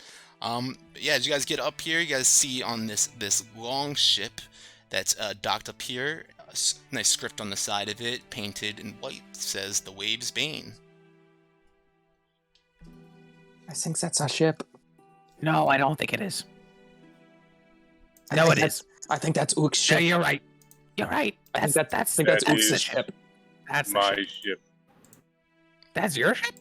That's That my is- ship. That is my ship. Are we doing this Yes. again? Are we really doing this again? We agreed to share Winston's ship. It's 1/20th or 1/5 rather. Of Our Winston's ship. It's already 7. Is there any guards or anything on the top of the ship? Is it... Make a perception check. If anyone's looking, you guys can. Can we all just check? Absolutely. Yeah. Actually, real quick, if you guys, someone wants to do perception, someone's doing something else, they're looking around for something else. Say you're looking for like tracks or something, that would be survival. If you want to like investigate something in particular, you can do investigation. If you want to sense if there's magic or something, arcana, of course. But you guys let me know what each one of you guys wants to do, and we can go ahead and do that. So no, Winston, you're obviously you're percepting around, you're looking, see if you spot anyone. Well, if this is what we're doing, so I'm gonna. Okay, sure, yeah. I want to sneak up here, kind of go around the corner, peek my head out, and kind of. Yeah, I'm gonna get all the way up there before I do my perception check. Absolutely. And just kind of. No, go ahead. 13. Okay. That's what I got. Hey, you guys, all of a sudden, see Winston kind of just start slinking up on these docks, getting go behind these crates and these boxes that are stacked up behind this ship. He begins looking around quite suspiciously at the ship, seeing if he can find anyone on there. You don't seem to notice any movement, any guards, any pirates, anything, any humans or any creatures of any sort of animate sentient being moving around at all. I wish to follow him Absolutely. and start stealthing. I'm trying to like slowly work my way forward. I didn't know if Jamjar wanted to stealth with me.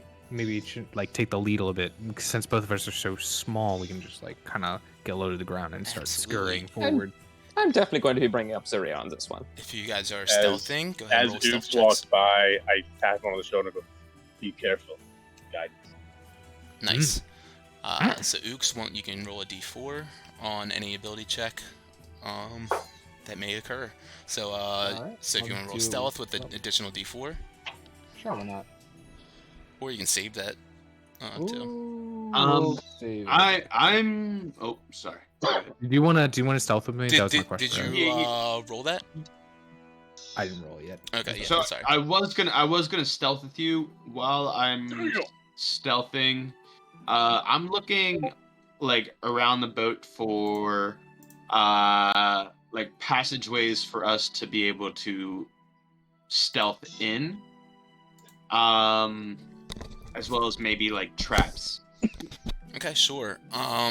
So roll stealth, and then you can roll a investigation. Ooks, were you doing something else when you got up there to stealth? You successfully make it up there very sneakily. Seem like no creaks in the wooden boards below your feet. This is more of a DM question. I don't think Mold Earth can work on a pier like this, right? No, I it would would need to not. be Yeah. able to work. Yeah, I think so. Andy, by the way, is gonna try and relog. He said his Discord froze. All Gucci. Yeah, Jamjar, you're sneak. You get up as And then a wherever you want. 13 Move your token.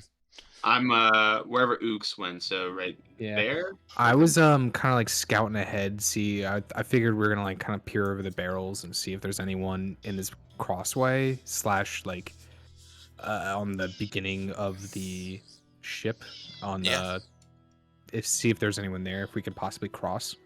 Okay, sure. You guys get up there, and you see that there's like, as Winston saw, you don't notice anyone up there on this walkway. You do see a small like boat beneath you that looks like you can probably carry like I don't know, 6 to 8 people maybe. But on this dock, this pier that kind of goes out towards parallel with the boat, you see a crane that is able to go swing over to the vessel and pick up any boxes and crates and swing them and put them back down onto the dock right there. And you do see, looks like quite a few crates have been unloaded on the dock at the end there. I look at Jamjar. I think I'll. Oh, go on. You okay, Andy? Sorry. Do you think, Paul? Okay. I was talking to Jamjar. What if we got on top of that crane and boarded the ship, possibly? Maybe hide on one of the like barrels or boxes. Operation Crane Takeover. I love it. Yes. That's kind of what I Cranium. was thinking too. Yeah. We might need one of the big guys to operate it, to push it over, while we are on the receiving end. Another thing I'm thinking is maybe that's our way of getting the large crate out of there? Yes, if we can load it up sneakily. Real sneakily. Yes. And Nate, did I see anything with my 13 investigation? You were looking for a way to get on? Yeah, what it so was, essentially? passageways or traps. Don't notice any sort of traps with that passive 13, or with this 13 investigation rather. Ways on, you do see, looks like there has been a plank that's been thrown over the ship. It's down onto the dock. Looks like a board that you can walk, incline up to the ship onto. You do see, of course, that crane as Ooks saw, and the barrels and crates nearby that. Don't see any sort of like windows or holes in the lower deck or anything to be able to sneak in through, though. Cool, thank you. Absolutely. Roy, was there something that you wanted to do? My audio is kind of messed up for a second. You're good, man. Wondering if there's anything to investigate. Yeah, I'm gonna be honest. I think most of the investigation has pretty much been taken care of from here. You guys, like you said, you noticed, of course, in the ship's name, the Wave Bane, a bunch of these crates and boxes littered across the docks here, plank leading up to the ship, big sail on the top. Don't see any or hear any signs of any sentient beings around, and pretty much covers it. Can I, are these boxes, like, in front of, like, me, Winston, and Royd? Are they, like, from the ship in front of us, or have they just, like, been here? No, make a investigation. I was gonna say, I just want to see, like, if I could gauge, what these Absolutely. things are. I had nothing to this. That is a 9. 9. With these, the way that they kind of have like a little bit of dirt and soot situated on the top of them, a little bit of water logged on the bottom of the boxes as well in the crates. Imagine these had been sitting here for a little bit of time, but comparing that down to the ones on the opposite side of the dock, I'll ping, parallel with the boat. Those seem to be more freshly assorted and put there. Understood. My friends, these seem to be boxes. Like, knock on them. Jamjar. Yes, friend. Boxes. Jamjar. What? What if we have the two meatheads throw us on board? Yes, dude. As long as that one time they did it was enough practice. And while I'm talking with Ooks, I pull out let's see. Actually, I'm with my short sword, I'm like trying to sneakily like cut into the barrel that I'm hiding behind just to see if there's anything in there that I might need. Sure. Anything valuable, I guess. You can make a sleight of hand check. Okay. And stealth if you're trying to do it really sneakily. Can I assist him by any chance? 18 and 17 for both. You don't need to worry about it. Yeah. Yeah, Jamjar, you stick your short sword into the crevice of the lid, right where you find an opening, kind of pry it open, and inside of it, you look inside, expecting to maybe see something of value. Inside of here is just a bunch of oyster shells. Like, with no oyster, just the shells? Yeah, just like a pile of oyster shells inside this barrel. And from what Boris was able to maybe figure out, do I notice that this is from that boat?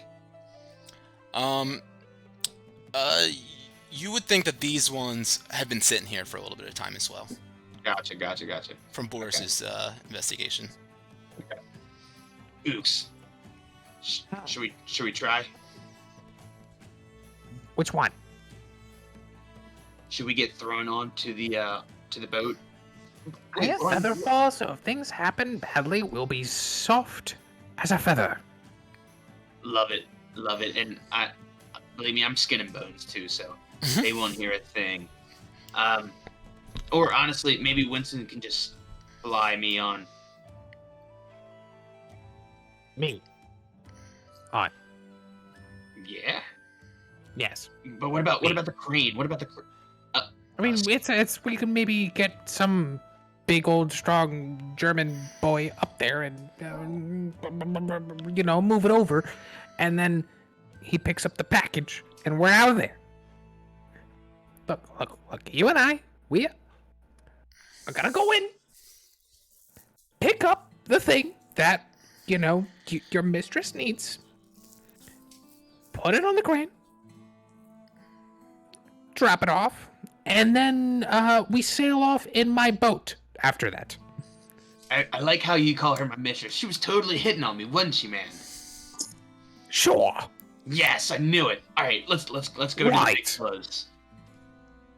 But we What? need to get the ship for me. Yes, we'll get the ship for you. Thank you. Yes. For All right. us, actually, not even just for you. Excuse me. Yes, for me. For the group. Yes, for me. My servants. I walk to the bugbears. Guys, Yes, You Bob? Remember must throw us. exactly what Ooks just said. We're throwing you? Remember You what we must just throw did us. earlier? Oh, the arm swing, Should yes. we- Yes. Throw a small person into enemies and have him deal some damage and probably to himself, yes. Yes, exactly. But, so, So that bridge, not an option. Maybe. Too easy. But Too too predictable. easy. Too easy. Too predictable. That's what they want They us would to do. never see us be thrown via bugbear. Guys, keep I discussing. like I'll be right that. back. I gotta feed my dogs dinner. Look, you throw him, you throw me, bada bing, bada boom, we're on the ship. That's all that matters. I'm on ship. My ship. 20 athleticism. Nice. I will say this one time to One avoid time. further confusion. What is the name of the ship? My Is ship. the name my ship? So we are going on my ship. Or is the name of ship Ook ship? Let me. Oh. Is it possible What for a me good to learn? name. Because I only know the name What's going of on, the Andy? ship. What a good name. This is why you're my favorite servant. Andy, oh, what, I've what'd been you say? replaced that fast? That's tough.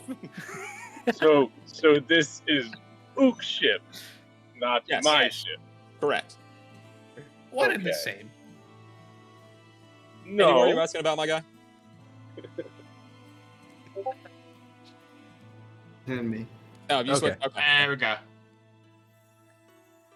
Good time too. Do you want to take everyone take off like a 5 if need be? Yeah, I'm I'm gonna. gonna go pee behind me. If you see me, just don't say anything. I won't look. Fun. All right, I'll be 1 sec. Yeah, you do it up, Andy. You got a minute. All right, since we got some downtime, we can go on the ship. We can wreck the shit. Be out, scot clean, easy. I want to fight so bad. I just realized we're still on. Whoever's in we're here is about just to. listening to us right now. For a fact we're gonna go in there and get pumped to fight. I've got slapped. such a- Oh, absolutely dick slapped. It's coming. No way. We're throwing you onto a ship and my character can't tell you no. It's what's happening. Yeah, that's what's happening. Oh, that's exactly what's happening, but we're not gonna get dick slapped. I got ball bearings. Yeah, and So I've good got fun with your so- bullshit. Oh so my how god. do the then giant bugbears get on the ship? You and got. the giant construct? I Or are think- you two just gonna do the whole ship thing? well. I Let's think be that's honest. what they want. We're just gonna throw them on the ship. They'll take care of it. We just sit here and wait patiently. 2-man job. And I Bada bing, bada guarantee boom. you, you're gonna find us running away, and there's a horde of fucking pirates behind us. As we say, "We got it! We got the jar of dirt!" And then you guys are like, "Oh shit! There's like 30 people behind We you." did the Jack Sparrow run. I've got a jar of dirt. You guys want to say inside it? Luke, what kind of Yeah. Jack Sparrow run was that? There was like no arm Yeah, motion. that It was all just weak. like up and down. Oh, let's fucking see it. That's so weak. That is not the Jack Sparrow run. It gotta be like this. Oh, it was like this. Luke, I it's thought like, it was like this. it's like one hand in front of the other, like full rotation. Like that, you're You're not out limp as hell. swaying. All right. Do you do it? So what's going on here? Let's. Am I This gonna is have a to one do this shot, on the screen guys. and show you how it's done? We're counting down the minutes. That is true. That is true. Come on. Andy's switching to his One death shot mode, part like, Andy's gonna be two. a second. I'm gonna kill We you can. guys. If you guys want to, we could just all on board it. Like the moment you guys throw us, you can just run in as well. I'm fine with Yeah. that. Just Project Crane. board it. Yeah. How, What if yeah. what if we move Royd with the crane, but we jump on? How I get you, nonsensical Just we trying to be just here, to do boys? just do the crane for one person. One How at a time. can, like how high is the boat compared to the boxes? all just jump Like on the the lip, boxes the and lip jump of the on the boat boat? doesn't go too high over the dock. It's probably like 8 to 10 feet total. Like the lift from the dock up to the. So it's 8 feet over the thing. And how Yeah. high are the boxes? They're stacked up. They're about like 3 feet by 3 feet. So if they're stacked up Okay. on two, so they're like It's a 6 feet tall. 5-foot jump and Yeah. a pull up. So Yeah, just all go on board. Just all send it. We'll throw It'll be you all fine. on the boxes and hop up. That's easy. If we don't see anyone, we just go up there and then just maybe stealth in, see a couple people, and be like, "Okay, there's people. Let's go fight." Let's go I'll slap. tell you what, I can fly on, make a diversion if anything happens, That is true. and then everybody can just Diversion. stealth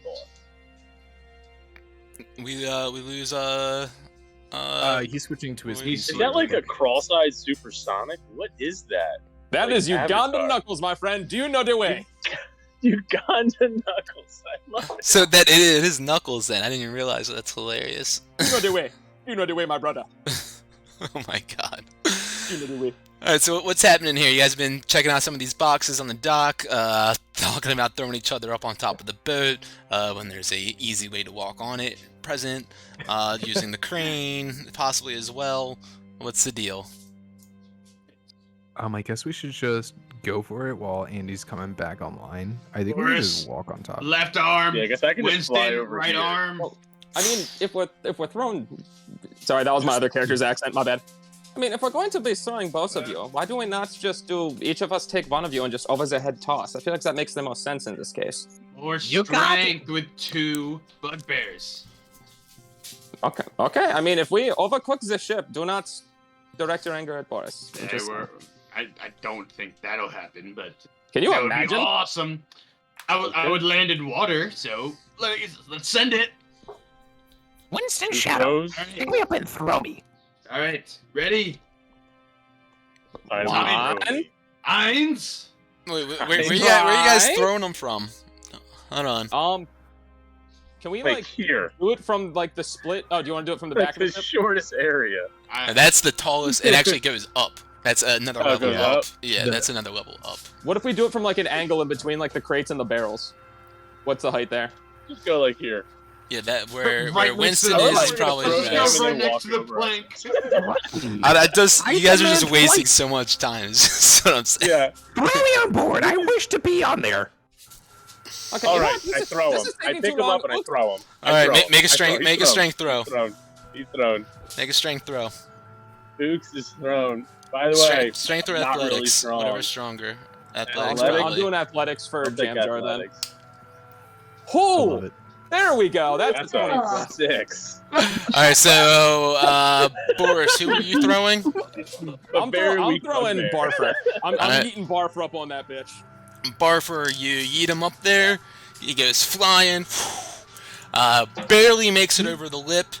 Takes 3 points of bludgeoning damage as he lands down on the ship's deck. Boom, boom, boom, boom, making a big sound as he thuds on to the upper deck of the ship. Is that me or- or is Ooks. that Barfer? Yeah. Okay. Yeah, you get thrown, right, by Winston. Not so hot, right? That's so hot. He just kind of picks you up by the back of your shirt or your cloak or your robe, whatever you're wearing, and 1, 2 swings back, goes to throw you, but you get no lift at all. You just boom, smack right into the side of the boat, taking 2 points of bludgeoning damage. You bitch. I take my scaly hands and try and claw onto the wood and try and climb up as fast as I can. I see this and I just fly over and I grab him and I like He's on the ship now. All right, you got him. Quickly go to reach over and grab him. Actually, make a dex check real quick. Ooks. Dex saving. Yeah, this check's fine. We'll just add. To it. Just to check. Should have been saving throw. Actually, I should have said, but no. Then it'll be 10. It'll be 10. 10. Okay.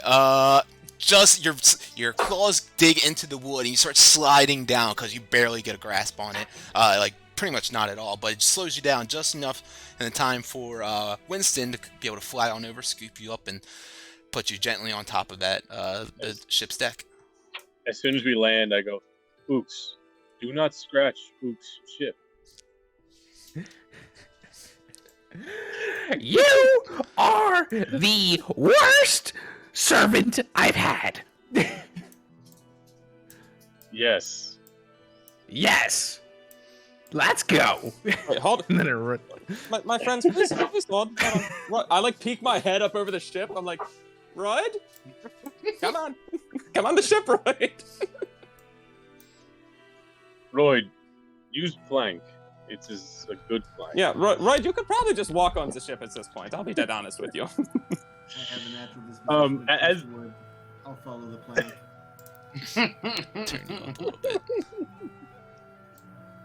All right, you make your way on up to the ship's upper deck, and as soon as you get up there, you guys, Royd, as you're kind of just getting up on the plank, and Oots, you're near the lower level, you begin hearing some heavy steps on the deck below. Kind of sound like they're moving about underneath.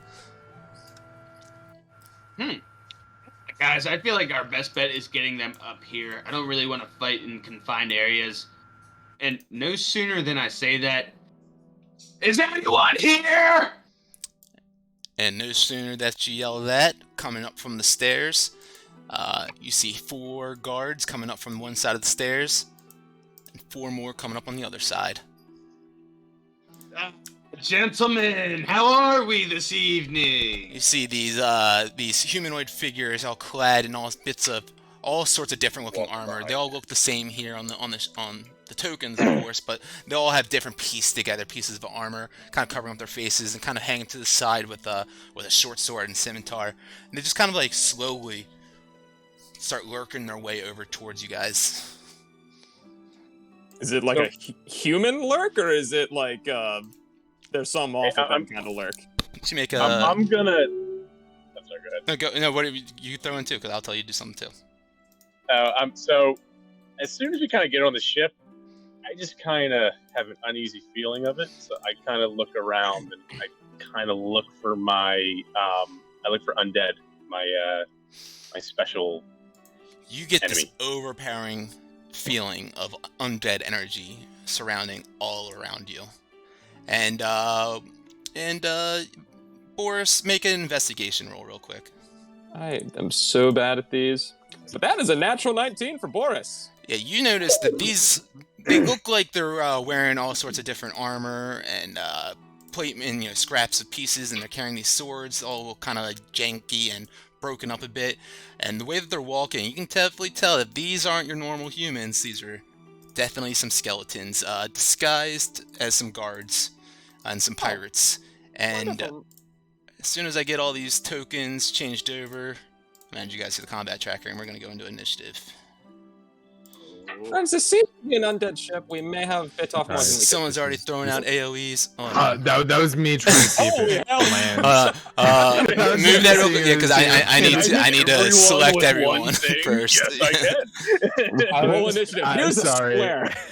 Roll initiative. Fireball. Here's a square. I was just making sure to see if I could do something on my turn. All good, man. I'm not worried about it. Thinking ahead. I just needed to select like everyone. So everyone, go ahead and roll initiative. And damn, these skeletons got good initiative. Well, that's unfortunate. Oof. Let me put on That some doesn't combat allow for music. more It's a good thing I got thrown on where I did. 15. I walked forward. Nat 20, baby. Did you get a net 20? Nat 20 on the advantage. I hate you. Wait, Why do you have advantage? I cast before the game started. I would have casted the primal. No, it's not primal awareness. Oh, what is this feature for the Twilight? Vigilant Blessing. As an action, you can give one creature you touch, possibly yourself, Oh, cool. advantage on the next initiative. Hell yeah, then.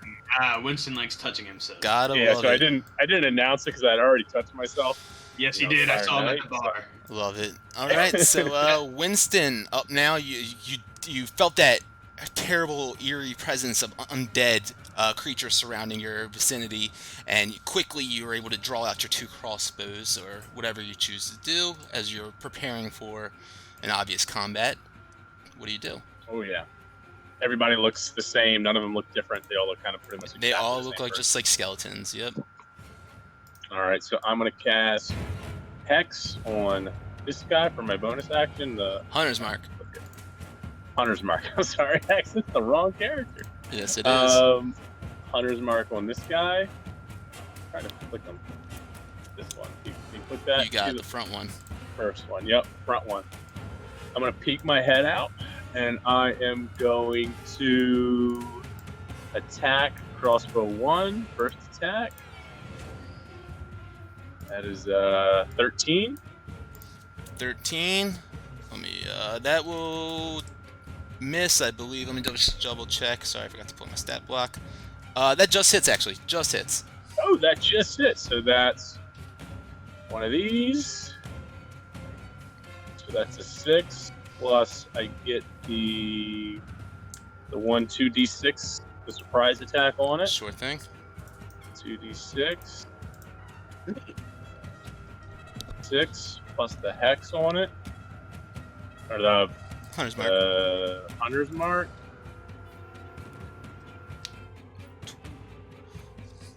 One, 13, and then I'll do attack number 2. Hell yeah. 16, that hits again. That hits. Right. So another 8. 8 damage, and as you hit Hunter's this one, Mark. don't even worry about the arrow pierces into its body. You see its left arm kind of shatters off its body and just kind of crumbles to the ground, a pile of bones unanimated. And it is lifeless. Love it. And I duck back behind the ballast with like my back to it, 2 crossbows up, and I scream out, "The undead never cry." Hell yeah. Anything else for you? Yeah, I got 2 actions. I did my bonus action, and that's all I can do, right? That is all you should be able to do, except for That's it, movement, yep. but yeah. Alright, No, I'm hanging out behind the ballast. cool. And This that gives me partial cover, right? depending on where you're attacked from. Yeah, but where they go. Gotcha. Hell yeah. Up now is this skeleton who just kind of comes up from the stairs, lurching up with a scimitar or a short sword in his hand. He raises up and swings down at Ooks. And that's a natural 20. Oh boy. That hits. Max damage. He does 14 piercing damage on you as he just comes up with his short sword, stabs it into your gut, kind of twists it a little bit, and then pulls it back out. And his jaw just kind of hangs as his gangly skeletal body just stands in front of you. He's going to take another swing, but a 13. Misses. 13 misses. All right, he takes another swing. You're able to dodge out of the way. Yo, the day. The purple one is up now, right beside him. He comes kind of lurching up to you as well. Takes a swing. Another 13. Misses. And a 12. Misses. 2 big slashes with a short sword. You're able to dodge out of the way. No damage done to you. Up now is this blue dude up at the top here. He's got a crossbow in his hand. You see him pull back the trigger on it and goes to shoot at Mr. Boris with a What goes this? 22 to hit. That is most definitely going to hit, if you can believe it. I believe it. It's 5 piercing damage, That is a shame. and that bolt just kind of clicks into your shoulder, just kind of wedges in there, not too deep.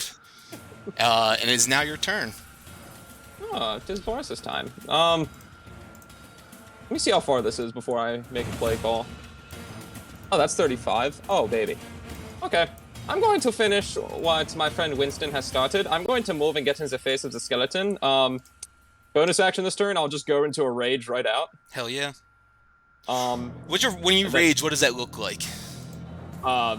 It starts out where I still keep my like polite demeanor, and I'm just like, you have shot me with a crossbow. I would much rather you have not. And it's just with this, I'm going to throw you overboard and make you regret such action. And I'm just gonna go full rage and just start swinging at him. Fuck yes, go for it. My face gets oddly red for some reason. All right, the first attack. Ooh, it's a 19, 25. 25 will certainly hit. Yeah. Oh, 19's crit on rage, or is that something? No, that's Great Weapon Master, whatever it is. Yeah, no, yeah, that's the other thing. Hold on, wait. Oh, it's a crit weapon fighting, not master. God damn Yeah, it. that's what it is. Yeah. I was gonna say master lets you crit for that, but I think fighting's just reroll damage. If it's low. Yeah, I know there's One like or one or two. two 19 crits. But a 25 and a 17 both hit. Right. Yeah, so roll damage and they both get extra +2. All right, so +2. So first one is 13 damage. Love it. Big slash. And then second one is going to be +3, so 10 damage on the second one. Another big slash across its body. You just kind of cut right through its rib cage, and the bones sunder apart and fall down into a pile, unanimated at your feet. Awesome. That one is dead. There's something else. So I bonus action rage. Oh, never mind. That was just it took its turn, so I can't do anything. It's advantage. Sorry, it's first time playing a bard. I'm still reading up on stuff, seeing if there's anything else I can do. Good man. Yeah, that was 2 attacks, a bonus action. I think you're good. Yep. And okay, I have like the ancestral guardians, but that doesn't apply because nothing else has happened that activates That's them. a So I am reaction, good. I believe, right? If someone gets hit. Yeah, if I hit somebody in a rage and they're alive, then if they don't target me, then it's a whole thing. But I don't think that's applying. Is So that I'm what good it is? to go. I thought it was if. Oh no, that's you're right. That could be. I was thinking of something. So else, I think. I have to be in a rage for it, and it's like I have to hit somebody if for some reason they go for somebody else. They have like disadvantage and resistance to damage, but that's That is he's dead correct. now. And then you also have the spirit shield thing. Cool. All right, so Royd, you are up now. You got a nice group of 4 skeletons in front of you. 2 of them directly next to your homie Ooks, slashing away at him. What do you do, man? Yeah, so I think what I'm gonna do is Let me turn you up a little bit. Sorry, you sound a little low. yeah, I changed computers. I'm on my like work computer. Oh, good, man. I can turn you up in the Discord, so we're good. My shit is not gonna break. I'm gonna back up slightly, about 15 feet. Okay. And then I think what I'm gonna do is I'm gonna cast Scorching Ray. Looking at the purple, the 2 immediately in front of Ooks, and then also the teal one right there as well, protecting my good buddy Ooks. Okay, so Scorching Ray is a 15-foot cone, right? I think Scorching Ray is. Or no, that's something different, actually. Yeah, range spell for each ray. So I cast 3 rays. That's right. And I can target. It says I can target 3 different things. So. Yep, so you make a ranged spell attack for each target. So yeah, you're going to hit each one of them, or you try to at least. Yes. Go ahead and roll 3 attacks then. Okay. Do I click the 2d6? Is that what I click? No, you click the let's see what yours is. Scorching Ray, the +8 next to it. Alright, 1. 17. Yeah, that first one will hit for sure.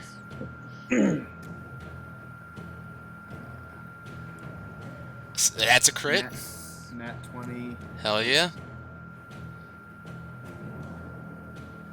And then a 14. That one will also hit. So go ahead and roll damage for 2 of them. Alright. So 1 is 8. So 8 damage on that first one. Go ahead, roll damage again, and then this will be on the third one. That's 5. Cool, 5 fire damage. And then roll it one more time, and we're going to add 12 to this. And this will be your crit.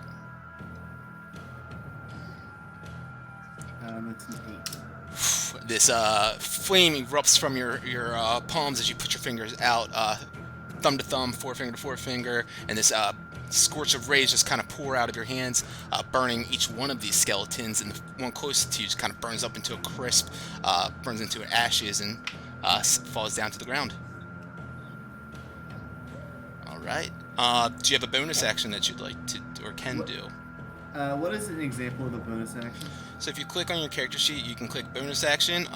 Right now, it looks like you probably wouldn't be able to do any of them because you cast a leveled spell, and none of these bonus actions really apply to you currently.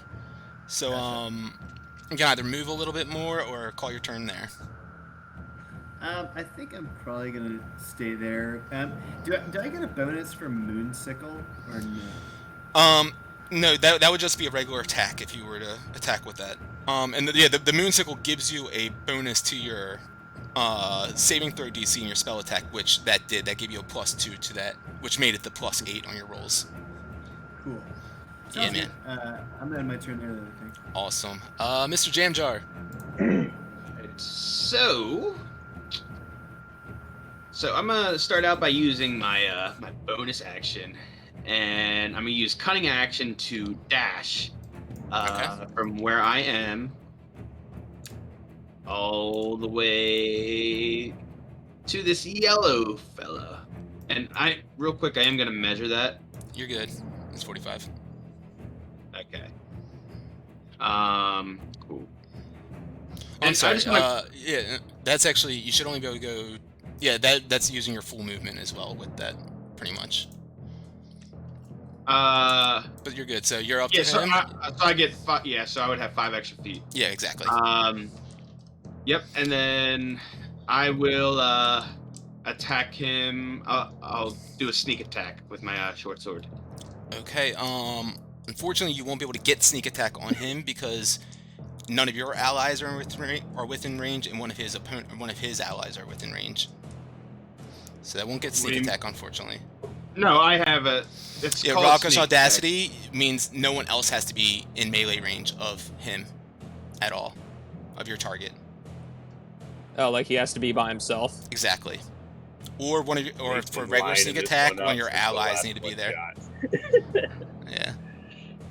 Hold on. That's sneak attack, Raucous Audacity. Look, I play a swashbuckler in my Tuesday night game. Okay. So I don't Luke, get. if the guy on the lower bottom, I mean, I don't know if you can take your movement back. You could have Raucous Audacity him. Yeah, the The purple purple guy on the bottom. Yeah, This you guy could've down hit. here, you can take. Near me. Okay. Yep. You can sneak attack him. Yeah. Oops. All right. Well, then I will do that. Okay. Save me, my loyal servant. Rewind real quick. And I'm sorry, I already rolled. What it was this? No, you didn't roll anything. It was, Oh yeah, it you was did. You rolled a 26 Yeah, to I hit. did. Cool. Yeah. Both of those will hit then. Was it the second one was a bonus action attack? So go ahead, roll damage on the first one, and add your sneak attack to that. So I can do 4d6 because sneak attack is in, and then I get because I get 1 extra d6. Just roll the 1d6 plus 5 and then 3d6 button.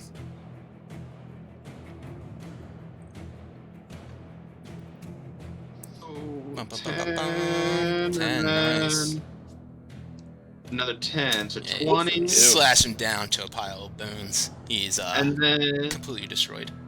hell yeah, and then bonus action I'll swing at the blue one. Yeah, you rolled a 13, so that hits. Go ahead and That roll hit? damage. Yeah. Gorgeous. Well, actually, I'm sorry, because that was your short sword plus 2.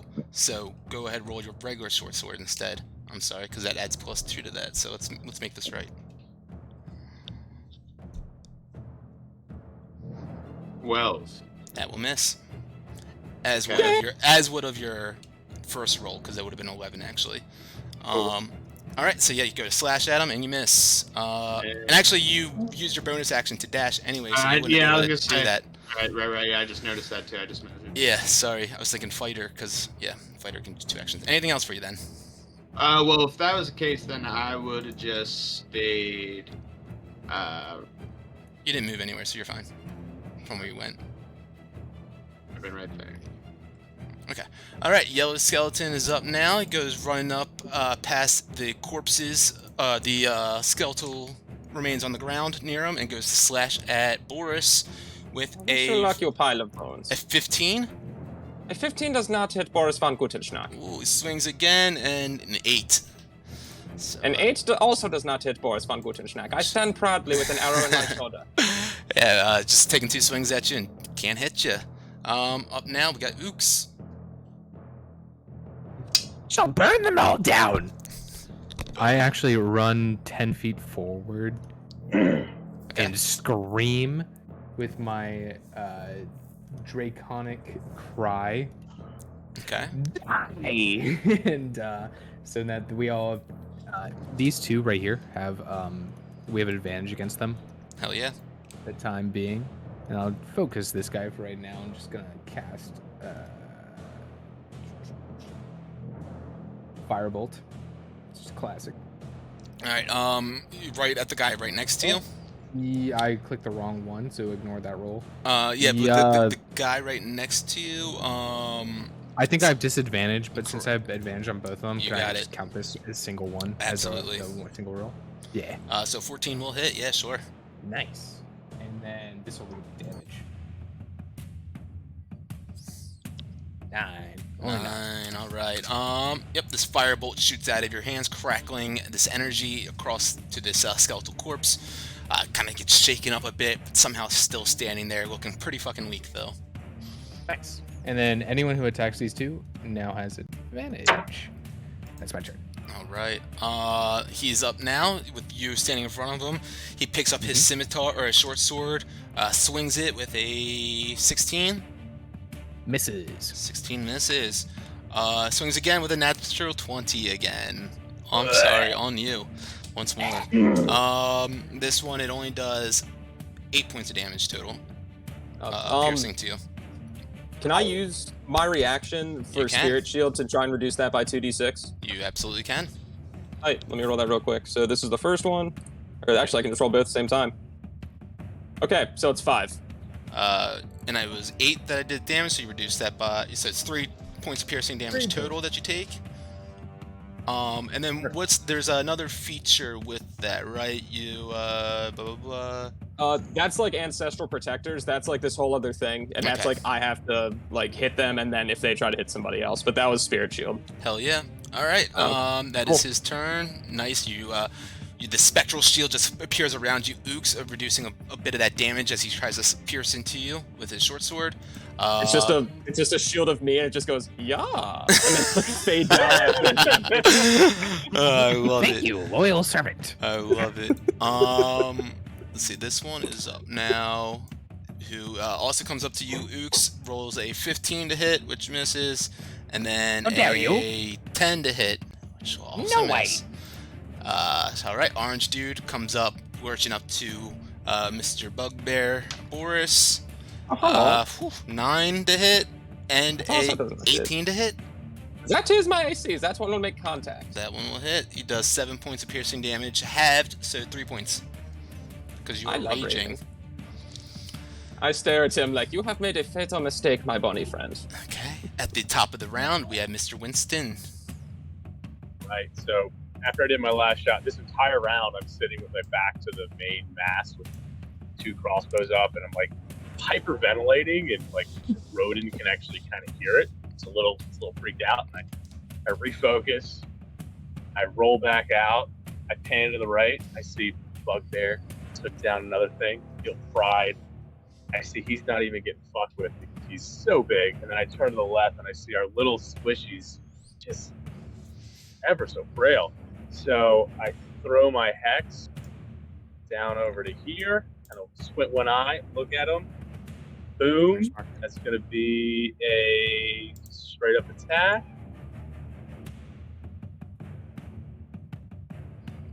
22. 22 will hit. And this is on the blue guy? This is the one with that I marked. Cool. That's 6 plus mark. Oh yeah. Arrow just slams into its body, kind of just shatters across his sternum, and chest sunders across. Bits of bones hit Ooks in the face. Doesn't do any damage to him or anything, but this skeleton is not there anymore. And then I step out just a little bit just to get a little better aim. So, I mean, unless I can shoot over because he's so small. Give him just a little bit of a cover. I'll give him +2 cover. I'll give him +2 cover, but let's see here. I go 15. On. Back. What if I'm What if I'm here? Yeah, that's better. Sure. That's better. Okay, cool. Yep. So we're gonna take second shot at him. Hell yeah. The other one by Oots. And Crossbow Jamjar, shot. 17? 17 will definitely hit. An 8. 8 damage. Then I'm Very gonna- nice. Piece back behind the ballast. It's just like I feel good. Feel good. Love it. All right. A bunch of skeletons are dead. So up now is Boris. Oh, fantastic. I'm gonna absolutely swing, because the orange one's the one that hit me last, right? Yes, I believe so. Or the yellow one, perhaps. But yeah, it was one of those two. I'm colorblind. I'm going to swing on the orange one. All right. Actually, oh wait, before I do, can I bonus action ignite Flame Tongue? Absolutely. Sweet! Okay, you see the sword that Boris has suddenly just ignites. He just whispers a incantation to it. You just hear, Tafalopin, and the sword just ignites. You're just like, oh. I thought it was going to be Feuer Frei, which is actually German for free fire. Oh, Feuerfrei! Oh, this is much bigger Are than we you German? thought. Just out of curiosity. Is Tommy? Yeah. Wait, did you say I don't why know, is he you're German? Very, very You're, good. he's asking if I you're said, German. Are you German? Oh, not at all. No, Genuinely. this is purely out the ass. But- this was You're thought good, upon for you're a little good, bit, and I was you're like, good. I can make it work. In high school, his stepbrother and I took German class together, and we used to, yeah, a lot And of then fun I actually stuff. did take it. I I'm took it starting in to high screw school up the myself. flow, but I'm like, he's German. So, Ah, sort of ignites in flames, erupting around the skeletal corpse. Go ahead and take a swing if you'd like. I'm going to swing. This is for hitting me, and you will feel the wrath of 1,000 suns. That is a dirty 20. Yeah, 20 will hit. And then I swing a second time, and that is a 17. That will also hit. Okay, so I'm going to roll the 2d. Let me roll the d6 of slashing. So that's plus an extra 2 Nice. because raging, so 12. Nice. And then 2 more and d6. Yep, let me do the fire one for the d6 there. And then that is 8 extra fire damage. Nice. So Erupting in flames, your sword just slashes down the skeletal corpse without any fucking problem at all. my friend, you never had a chance. I'm going to swing at the other one now. So does a 17 hit the other one too? It does, yeah. Perfect. Let me roll the d6 on that one. So that's going to be tight. 9 damage. 9. And then the extra damage too. Yep, and then the fire damage. Well, at least I'm rolling well on that. That's 11 fire damage. That's exactly what you needed. As you slash this one down as well, erupting in flames, you just cinder the bones, and they turn to ash on the ground in front of you. My friends, I have reduced the skeletons to cinders. I think we are almost taken care of. Does anyone need help down south? Are we all right? You yell that down. Royd, How are we doing? it is now your turn. No And assistance that if is needed. my turn. Nice. So Royd will run over 20 feet to the other skeleton. He'll move over, and he'll take out for the first time. He'll take out the sickle, Hell yeah. and he'll wind it up as the moonlight gently glows on the scene. And he will swing at the lavender-colored, pink-colored skeleton. Absolutely. Swing away. Roll that +6 on there. And that's my inventory. Or no, If you go to your actions, yep, Moon Sickle is on there. You just click that +6 next to it.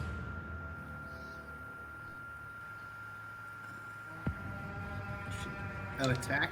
No. Yeah, you can do it under attack. I just don't see it. Moon Sickle +2 is the first thing I see on there. So it'll say, like, above it, it says hit/DC. Just click on the big +6 or whatever it has to add to it. Just hit on the plus, and then it'll roll it for you. Shit. I'm just looking at under actions under all. I don't see it. What do you see? Is it equipped? Do you have Yeah, it no, equipped I'm in your looking inventory? at his. I'm looking unless he unequipped it. Let me see. Oh wait. It should be right at the top. Oh think yeah, I you may have must have unequipped unequipped it. Oh, I unequipped it on action. I just clicked it on for you again, unless that didn't. But yeah. Alright, so I hit DC +4. Yes. Actually, you were attuned to it before. I'm gonna attune to it again. It should be a +6 really. So add 2 to that. That hits. Refresh your page real quick. Your character sheet. Because I hit attunement for you. All right, now just roll damage. It should be the D4 +3.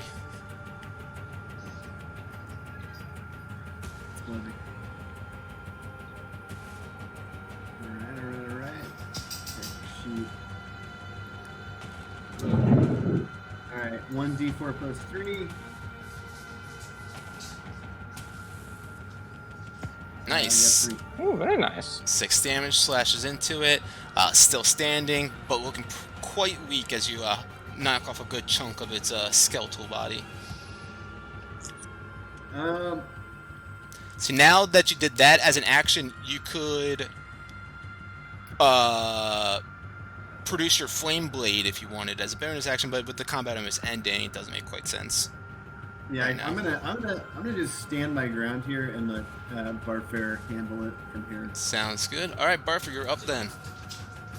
Thank you, Royd. I got it from here. As I, again, slide underneath his legs and hit him with the old short sword. Go for it. Yeah. And that's a 25. That will hit. It's insane. For you. 9. And you slash that motherfucker down. Bunch of pieces. And with that roll, I had enough confidence to know that pretty much with that hit with the short sword, he was dead. So I got back on my feet and just kept running down those stairs that they came from. Oh, you're gonna keep running down those stairs? Keep on running. All right, give me 1 second. Oh, we're just full sending this, aren't we? Okay. On my servant. I respect Scout your for boss me. as well as attitude, Barker. Okay, so dropped out of initiative right now. Give me 1 second. I am so sorry. Since we're wrapping this up, may I use the bathroom real quick? Oh yeah, dude. No, if you guys all need to do a quick bio break, go for it. I've been holding it since we started. It's starting to catch up. I've been- Oh, that sucks. Go for it. Yeah, actually, I need another beer, so give me 1 second. I'm already borderline too many beers.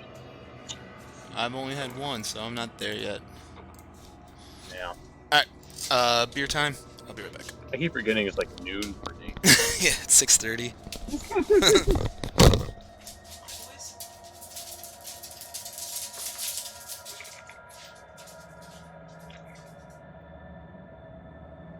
So how do you two cats know each other?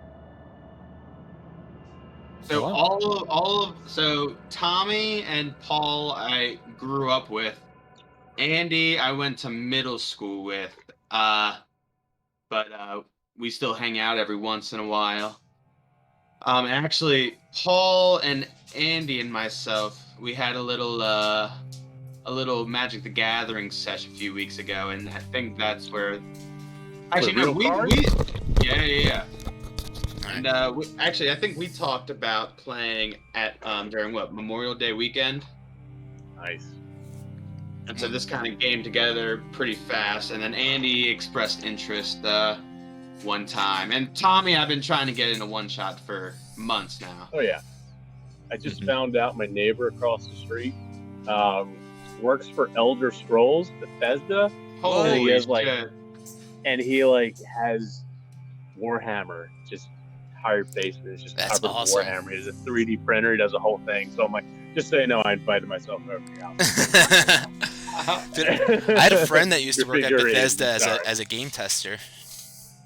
Oh, who did? What a horrible My job. friend Dan Murray. Nice. Yeah. I don't know if he still works there or not. All right. So you guys are still on the top deck, right? I'm on a different map. Did Jamjar just run down the stairs? Jamjar ran down the stairs. Yeah. Are you guys following behind him or? Yes. All right. Jamjar goes booking it down the stairs. I'll just wait for Tommy to get back real quick.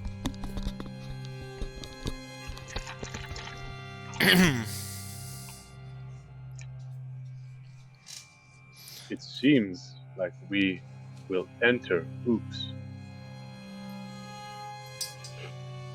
Ooks. Yes, follow me. For I shall be the leader. We'll be fine. Nah, I'm super excited because I haven't had like a D&D group in a while, and I was super stoked Dude, when I'm always Luke down to was run a like, "Hey, fucking game. one shots." I was like, hell yeah, I'll join a one shot. You kidding me? Anytime. I will play every fucking night if you guys are down.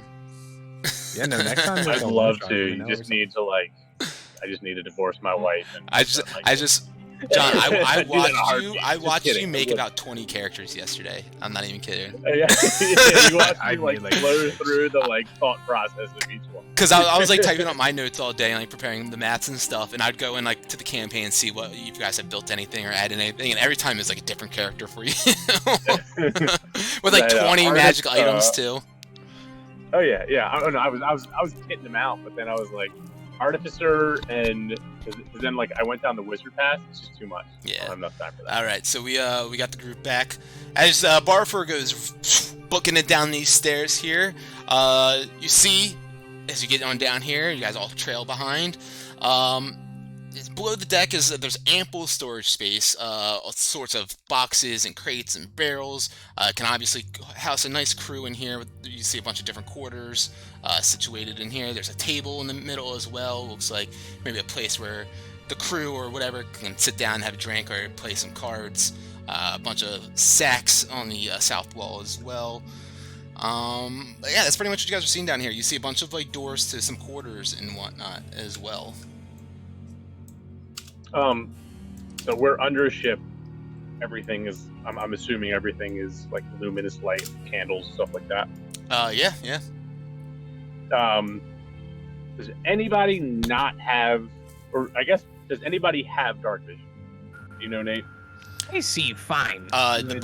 Winston or Boris has dark vision. I think Ooks has dark vision.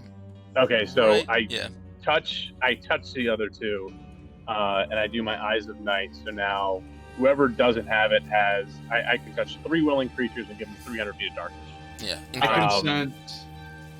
Yeah. So Okay. whoever doesn't have it, you have it now.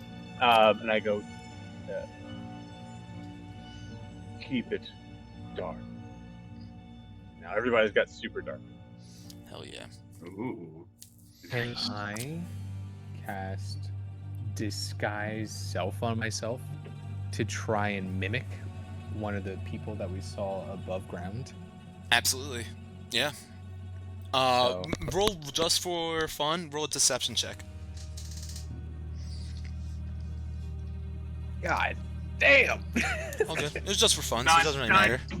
Wink, wink, nudge, nudge. All right, so you guys make your way down this lower deck. Got and a glass eye. Double-eyed wink. No, double eye wing. Right? You did come from the carnival. Don't worry, house. everyone. I will look like them. Whoosh! And then I don the appearance of a skeletal being. Yet the ones above ground were 5 foot, 6 foot ish. I am still 2'6". I believe with disguise self you can gain like a foot, right? Yeah. I can, but I won't. It's amazing. I just assume that I am great and my height is perfect. Short king, man. I look gorgeous.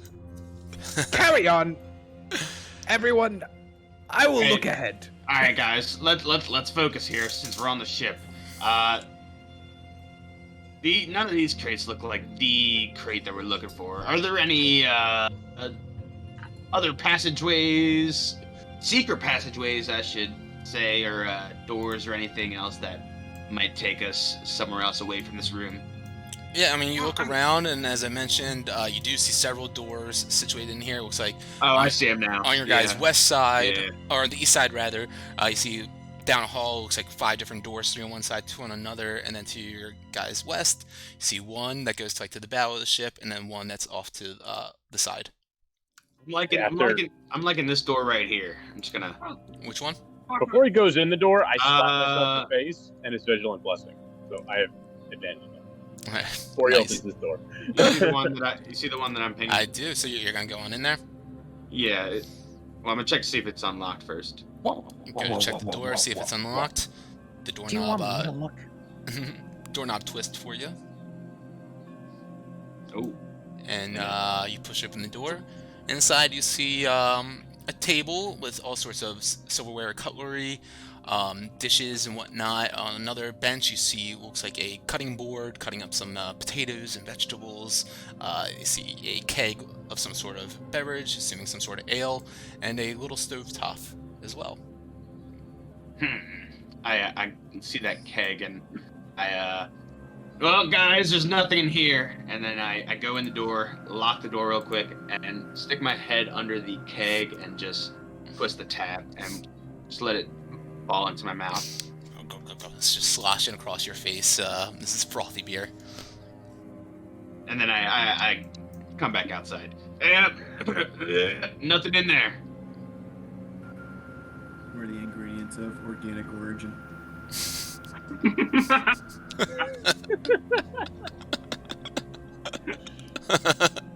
Beer, okay? It was beer, Roy. Understood. Let's continue the search. Can I, Well, yep, good. After you.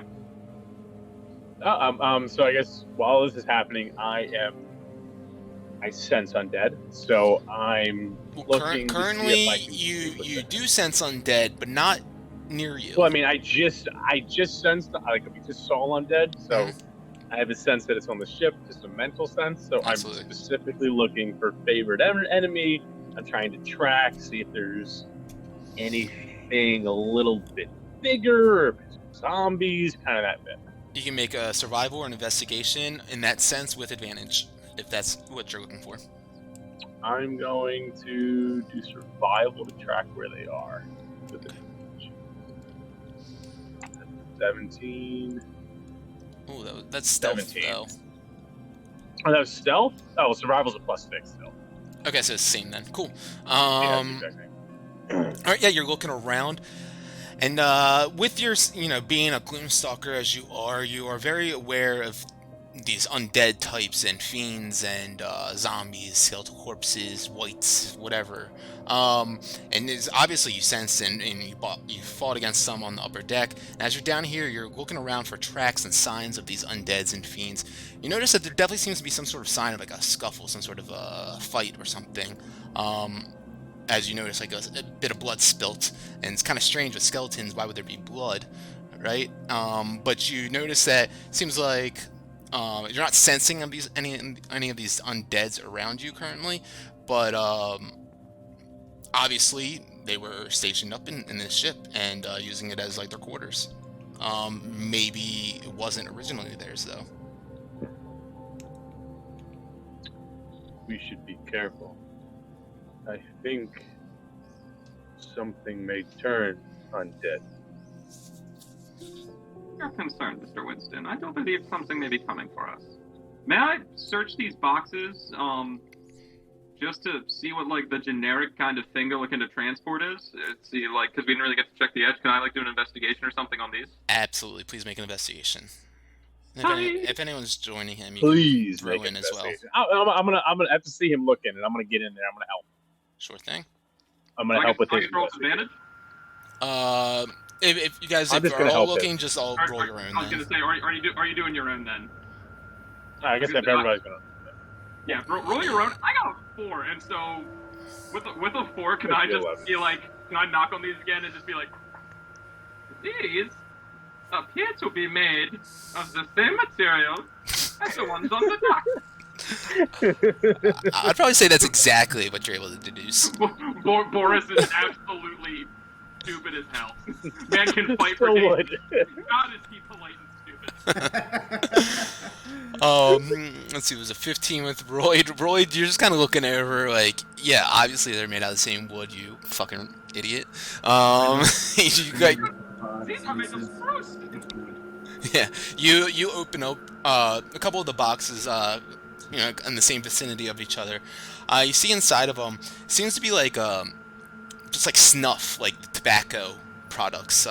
In one crate is just a packed crate full of tobacco, loose leaf tobacco, and another is like neatly arranged, like in a kind of straw bed, wooden ornate pipes, just like kind of like smoking material. propaganda, not propaganda, what's the word? Paraphernalia, if you will.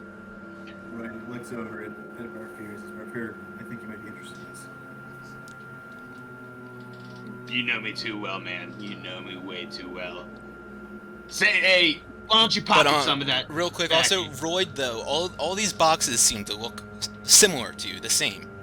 You know, there's not really any kind of distinction between one box or crate or barrel from the other. They all seem to kind of blend in with each other.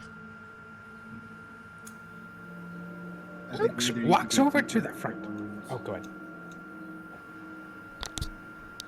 Say it again. I think we either need to go deeper or check more rooms. Yeah. Ooks walks over to the front and tries to steadily open the door slowly, but he's still in the disguise of a skeleton. Okay.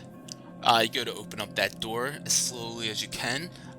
As you go to twist the handle on this one, you do notice that this one seems to be locked. I try to pick it. Okay. Make a sleight of hand check. Are you proficient with thieves' tools or anything? I am. Okay. Okay. You. Hey. You, you go out, you pull out your thieves' tools. As soon as you feel like it's locked, you just, in one swift movement, pull out your thieves' tools. Twist, stick them in there, twist about a bit, and you just feel that perfect connection where the lock inside the mechanism just clicks, and easily you're able to twist that knob and get that door nice and opened. And I walk in and say, "My loyal servants, I am here." You walk in, shouting out to a crowd of people or skeletal corpses that are not there. But as you walk into the bow of the ship here, you do see, you kind of go around the corner, a gross-looking bedroll laid out in front of another door that goes into like another small room, and a couple of other crates situated next to it. Are any crates cool? Anything cool in them? I don't know. I could take a sniff. I take a big huff. And make a perception. 14. You smell around.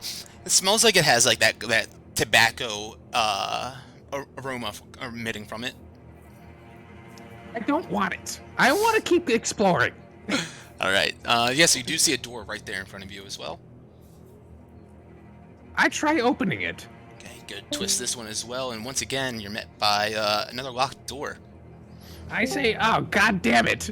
and try picking it. Throw out those thieves' tools once more. One more sleight of hand. Get out of my way! Baby. One swift movement, you swing that door open, and you are inside of this small storage room, which has 3 crates inside of it. One of them being a little bit larger than the other ones and having some metal fastenings on the outside of it. And as you look a little bit closer, it seems like there's a couple of holes drilled into this crate as well. This seems interesting. Can I open it? You can certainly try. You can make try. Yeah, you can make a. You can either attack it if you want, or you can do a sleight of hand, or not sleight of hand. A sleight of hand would work. I guess I try opening it with sleight of hand. Sure. Yeah, we'll say because it's like a dex. Sure. You go ahead and you crack open this crate. And as soon as you do, 3 cats come flying out of the crate and go, running out, scurrying as fast as they can. They go running out the door that you've left open, around the corner, run out the other door. Barfer and Roy, do you see these 3 cats just all in unison running out from outside of this door that Ooks just ran into, and then up the stairs and up to the upper deck? Can I call out to them and use speak to animals? You could just speak to animals, sure. If you're gonna, you want to try to stop one of them as they run by real quick to try to do that? Yeah, Roy steps in front of one of the cats. Okay. As it's scurrying out the door. Make a general dexterity check. So click the dexterity button on the top of your character sheet. Okay. Rolled a 14. Okay, yeah, we'll count that. So you go to try to stop one of these cats, and start preparing your speak with animal spell to do so. And as soon as you do, you're kind of expecting to be intimidated by your size and your presence, and it just kind of runs underneath your legs and up the stairs and right past you. And these 3 cats have disappeared out of your guys' sight onto the upper deck and disappeared into the night. Interesting. I hope that wasn't it. That was the package. I'm still moseying around this level here, and I come across this right here. You see where I pinged? Yeah, that's the table I mentioned that, you'd imagine maybe Okay. some of them would drink at or play some cards or something like that. Never mind. All right, on to the next door, I guess. And I tried this was one. it- There you go. Go ahead, Johnny. Was it Boris or Rodin that noticed that like all these boxes are the same, kind of like no. That was Royd. It I was said they're Roy that Roy. noticed all the boxes were about the same. Okay, I'm gonna like kind of start pushing the boxes away and kind of go deeper into the whatever the hell this is. Yeah, the lower deck. Sure. Yeah. Start checking them all out. Go ahead and roll an investigation as you're pushing them all about. I'm assuming you're just trying to see Yeah, that I'm just gonna check. if there's any Yeah, I'm differences. just I'm just gonna see if there's like something that looks different. No, nothing looks different.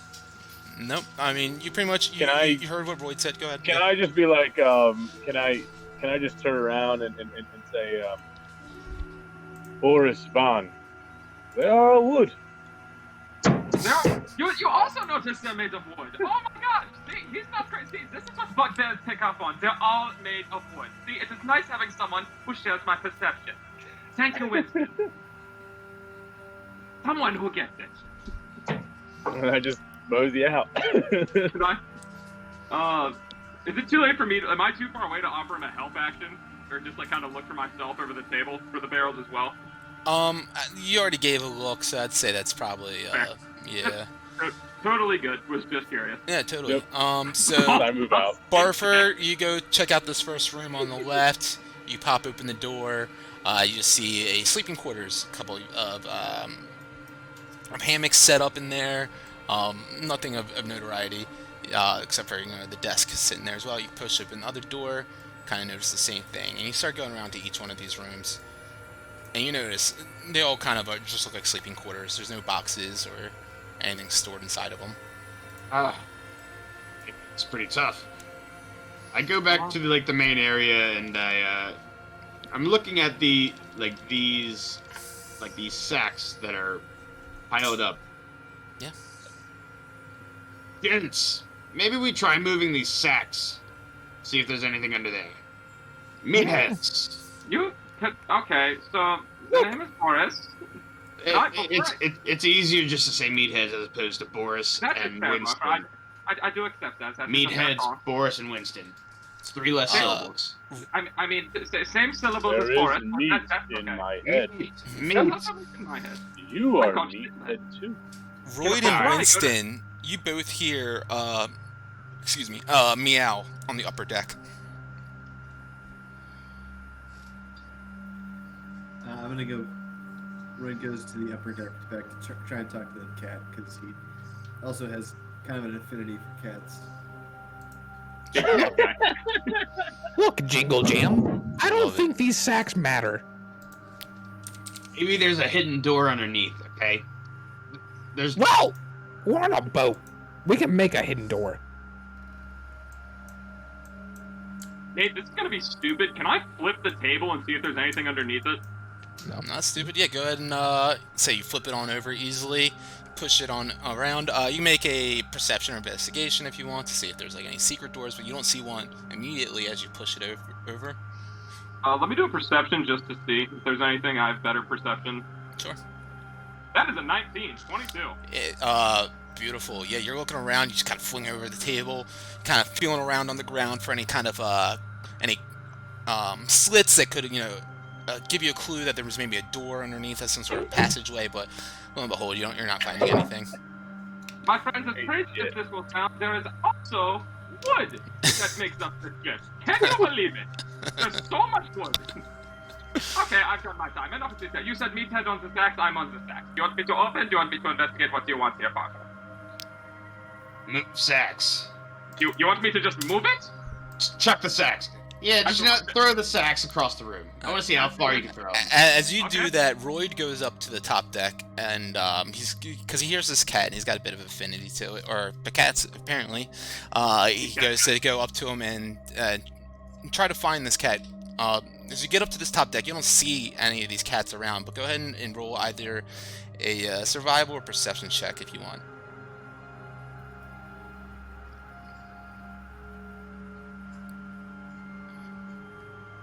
Oh, 7. You hear this cat meowing nearby, but you can't seem to spot it right away. You're kind of just looking all around. Out from behind a couple of the barrels that are on the top deck, one of the cats just kind of slowly moves out and moves its way towards you. I think this is the time that I use Speak with Animals. Sure. So you cast Speak with Animals quickly, and in your mind you feel like you have like the ability to translate and communicate with beast, if you will. Hello, little creature. Please tell me, why were you hiding? You can speak! You can speak to me! Oh, thank God! Oh my God, where do I even begin? Well, first, do you have any way of...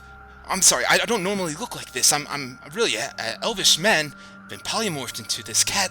Are you able to change me back? Do you have any sort of magic? It seems like you're able to speak with me. Do you have any sort of magic you can turn me back into my true form? What kind of magic do you desire, elvish man, who looks like a feline? Do you have dispel magic or something like that? Some sort of or remove curse? Do you have any sorts of spells like this in your book?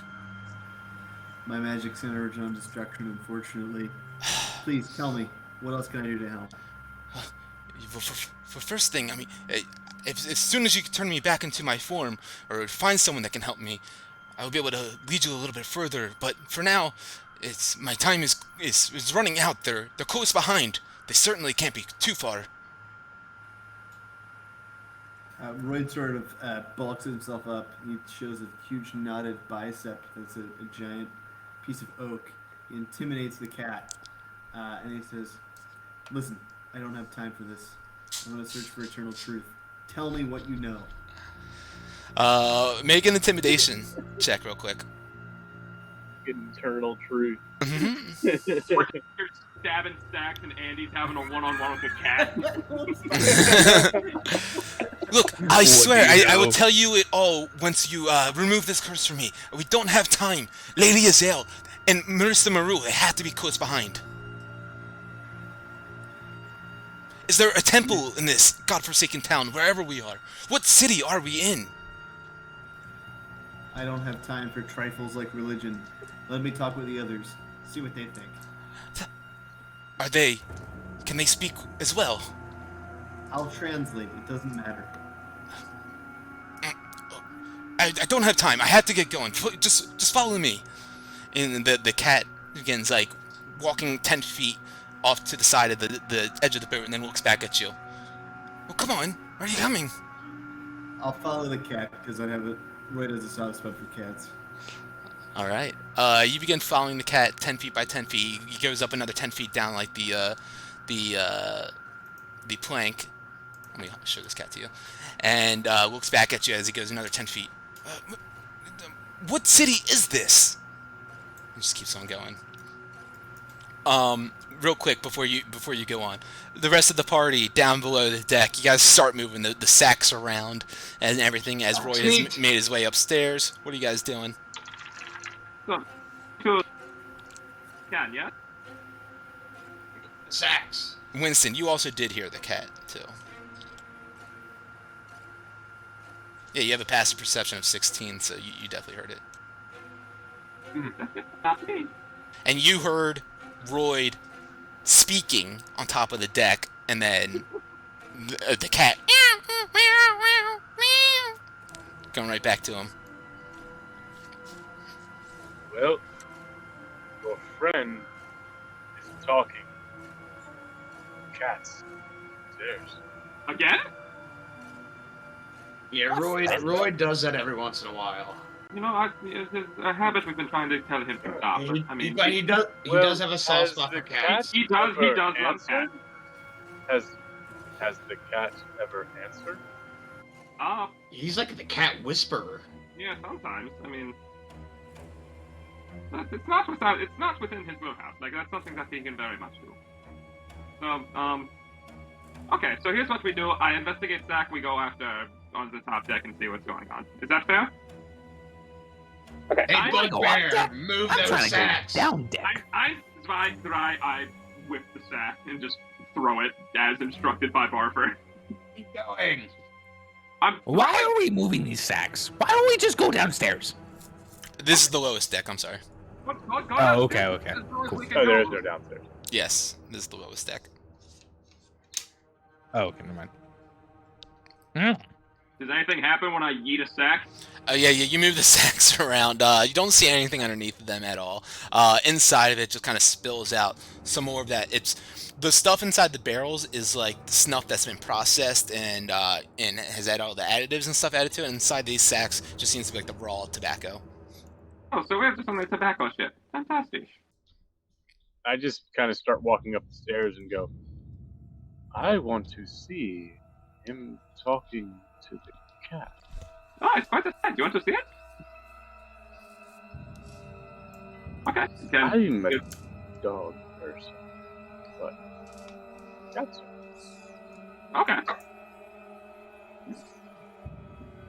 Barfer, is there anything else you wish to investigate within these sacks? Oops, would you like to try to go lower and dig through the floor? No, Okay. I just want the ship. Okay, well, I'm going above ground to take the fucking rear and then drive it off, if at this rate. Okay, well, that's fair. Why didn't we just do that? You didn't listen to me. Luke's ship That's why. is free. You did to steal the ship. There You was could have none just of driven off without it. It is my ship, Ook ship. It is what We can go wherever It we is want. not my ship. It is But I am. Well, honestly, let's it's go not above fair. ground and see what's going on. Whose ship it is. Yeah, so this is the bottom of the ship, right, Nate? Yeah, it's the most bottommost This level. is it. Yep. Alright. Yeah, and we've looked at everything. So yeah, I just Yeah, those start stairs are heading up, going so- back upstairs. to Yeah. look at this guy that's Maybe we meowing at missed the cat. something upstairs. Is he like talking to the cats, or is he meowing at them? He's speaking. Okay, yeah, I go upstairs.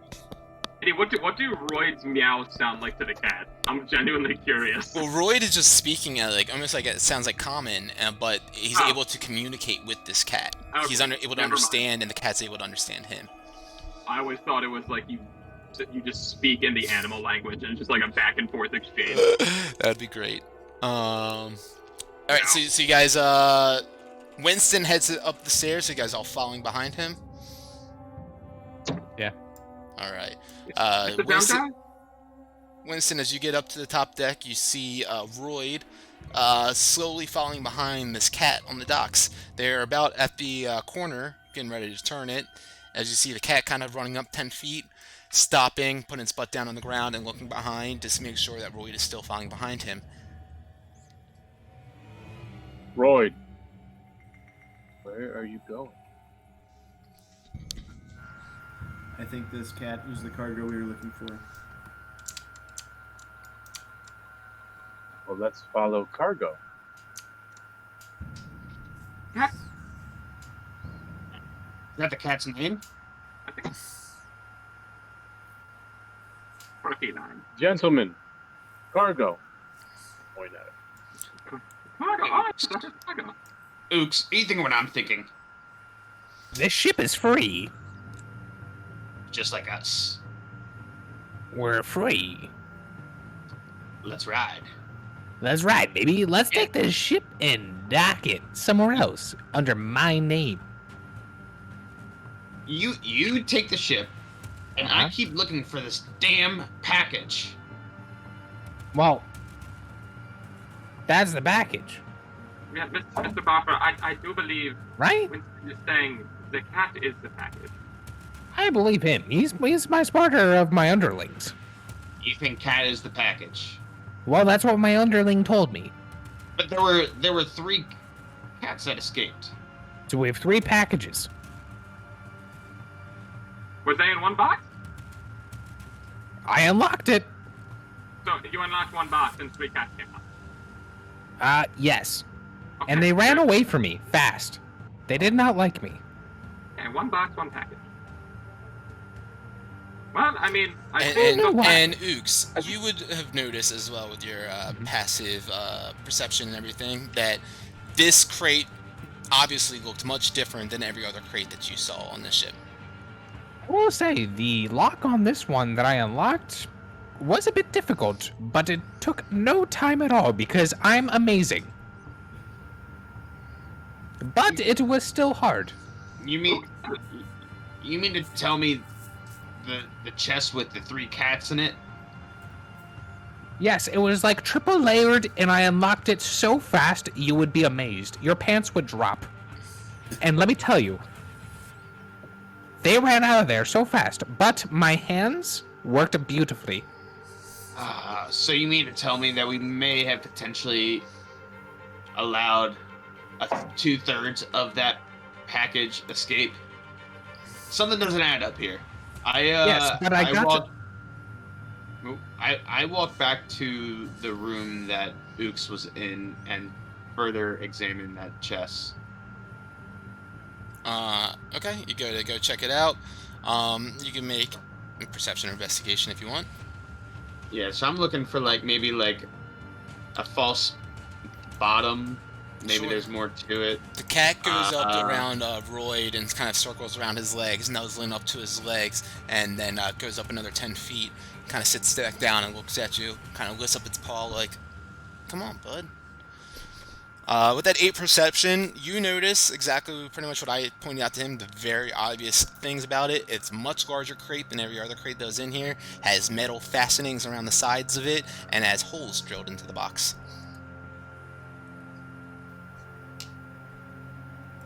Had I heard this whole conversation? Sure. If you're nearby them.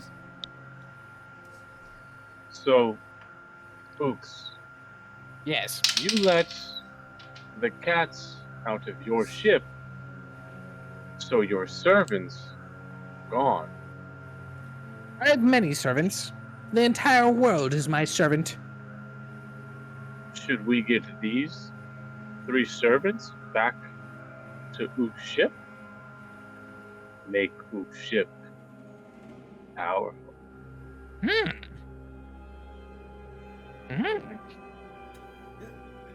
Yes. Let's make my ship more powerful, you say? Magic Let's do it. cats. Roy Talk looks back to at Con. the drawbridge and says, Buffer, if you have any care for your own package, we need to get these back to Carolyn. Let's go. Let's go above board and let's find these cats. Let's take them. Royd, real quick. Maybe you ask the cat if it has anything to do with Carolyn or if it knows Carolyn. It's a good observation. Royd looks over to the cat, who's still kind of waiting for him, and he's still able to speak to cats. Says, "Furry one, tell me, do you know the orc Carolyn? She's quite elegant." I think you muted Nate. You're muted if you're talking. Yeah, Nate, you still be muted. Sorry. Said, Carolyn, this name means absolutely nothing to me. I come from lands very, very far away from here. I don't even know where we are right now. But I don't know anyone in this godforsaken settlement. Then why would Carolyn want that package specifically?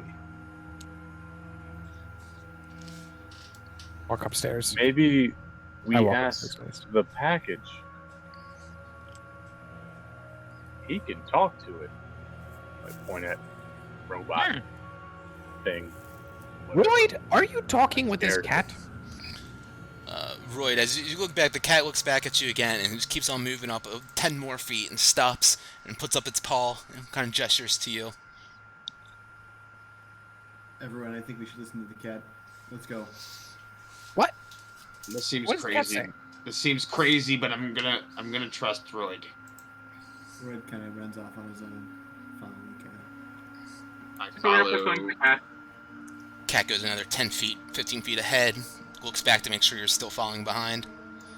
And as you continue to follow on behind, the cat makes its way out of the dock district of Lylon, up through the north, and begins wandering through the streets, the alleyway, a bit. Give me 1 second. I'm running next to Von Ristenstein. Von Your Schnack. plan is interesting. We have an elusive plan of Schnapsen players.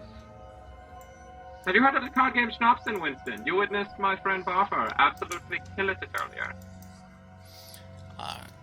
My ship behind. We will come back for the ship, oops, do not worry. Yes. It's Hey, fine. Can I like look, I don't want to crouch down because that's demeaning to oops. Can I like just look down on him and be like, "Ooh, whose ship is it? Whose ship is that? It's my ship. It's your ship? Oops, we'll come back for it, don't worry. When we get to your ship. One day it'll be painted black and it'll sail the seven seas and it'll be so gorgeous with my head on the sails. Right after we The get our world 2,000 gold. Now, Royd, can you ask this cat where it's taking us? I feel like as part of this mission, it's pretty necessary that we know, considering we were supposed to get the package from that boat, and we don't even know if the cat is the package. Pussy, listen to me. Where are you taking us? Look, I need to be able to find someone that can help me dispel or get rid of this curse that betrays me. I'm going to find a temple in this awful town of yours. Do you have some sort of healer around here that can get rid of this curse for me? Cleric, are you able to remove this curse? Winston. There are no curses, Dark. No. Read between the lines.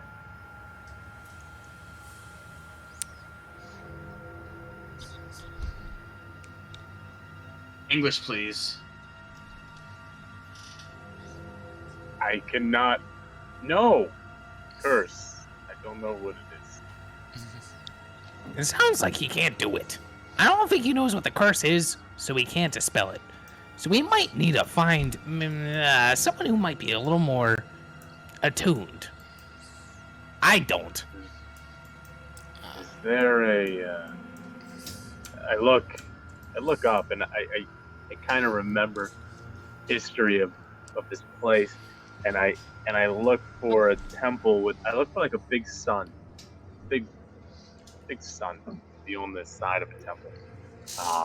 Probably a building a little bit bigger than all the other ones. Sure The thing. name of it's escaping me. You look up to try to find a temple of the Morning Lord of Lathander, and you look around up to the sky. And you see a large building in the center part of town, with part of it kind of destroyed off the top of the structure. Like part of the roof has been like something looks like it's been either like smashed into it or it's eroded a bit. Some of the roof has collapsed in, but you do notice an insignia of a golden sun wrapping around the side of it that's still standing. Gentlemen, legend says health there. I point at the sun. Did you say help or there's hell there? Depends on your definition of a good time. Yeah, But I an said ambiguous help definition. with a T. Help. Ah, I'm so sorry. Forrest is hard of hearing, if you can believe it. The cat keeps on moving up a little bit further past some of these buildings and shops here. Just keeps on moving up, looking back, making sure that you guys are following behind. Mm-hmm. As you guys keep on going, keeps on going through the streets and the alleyways, trying to find its way through the city, leading you guys step by step. And you guys go around, cut around this corner where the cat just dipped around to, and as you get there, you hear another meow on one of the rooftops nearby. What the fuck? Can you drop me in on here? Yeah, you're not? You are. You're in can't move. top left. Where are we? There's more of them cats. Oh, I can move. Oops. I can't move myself. You're moving me. You can't move yourself? No, it's not letting me. I just moved you. Can you move now? Yeah, I got. Yeah, I can. Oh, we got each other right now. I think Oh, we're gotcha. moving each other. Cool. So you get around here, you're following the cat a little bit more. As you do, he stops and sits down, looks back at you, and you hear another cat meow from the rooftops. Roy looks up at the rooftops and says, "You there? Do you know this cat?" Just so you know, the time limit on your Speak with Animals is just about up. You probably have a minute left on it. So you yell up to this cat here, and it kind of just looks back down at you and just, fuck off! Fuck you! Just keeps scurrying and running around. Yeah, as it speaks, the twig on my shoulder stops glowing and I lose the ability. And so I think it's imperative we just follow this cat. And this cat keeps on running off. And the one that, right before your spell runs off, the one that's leading you says, "No, those are real cats. Just worry about me." It would seem this is the package. And This cat is the package. he keeps leading you 5 feet or 10 feet by 10 feet through the streets. You guys following behind? Yeah, right behind him. All right. Somebody move me. He leads you for about 20 minutes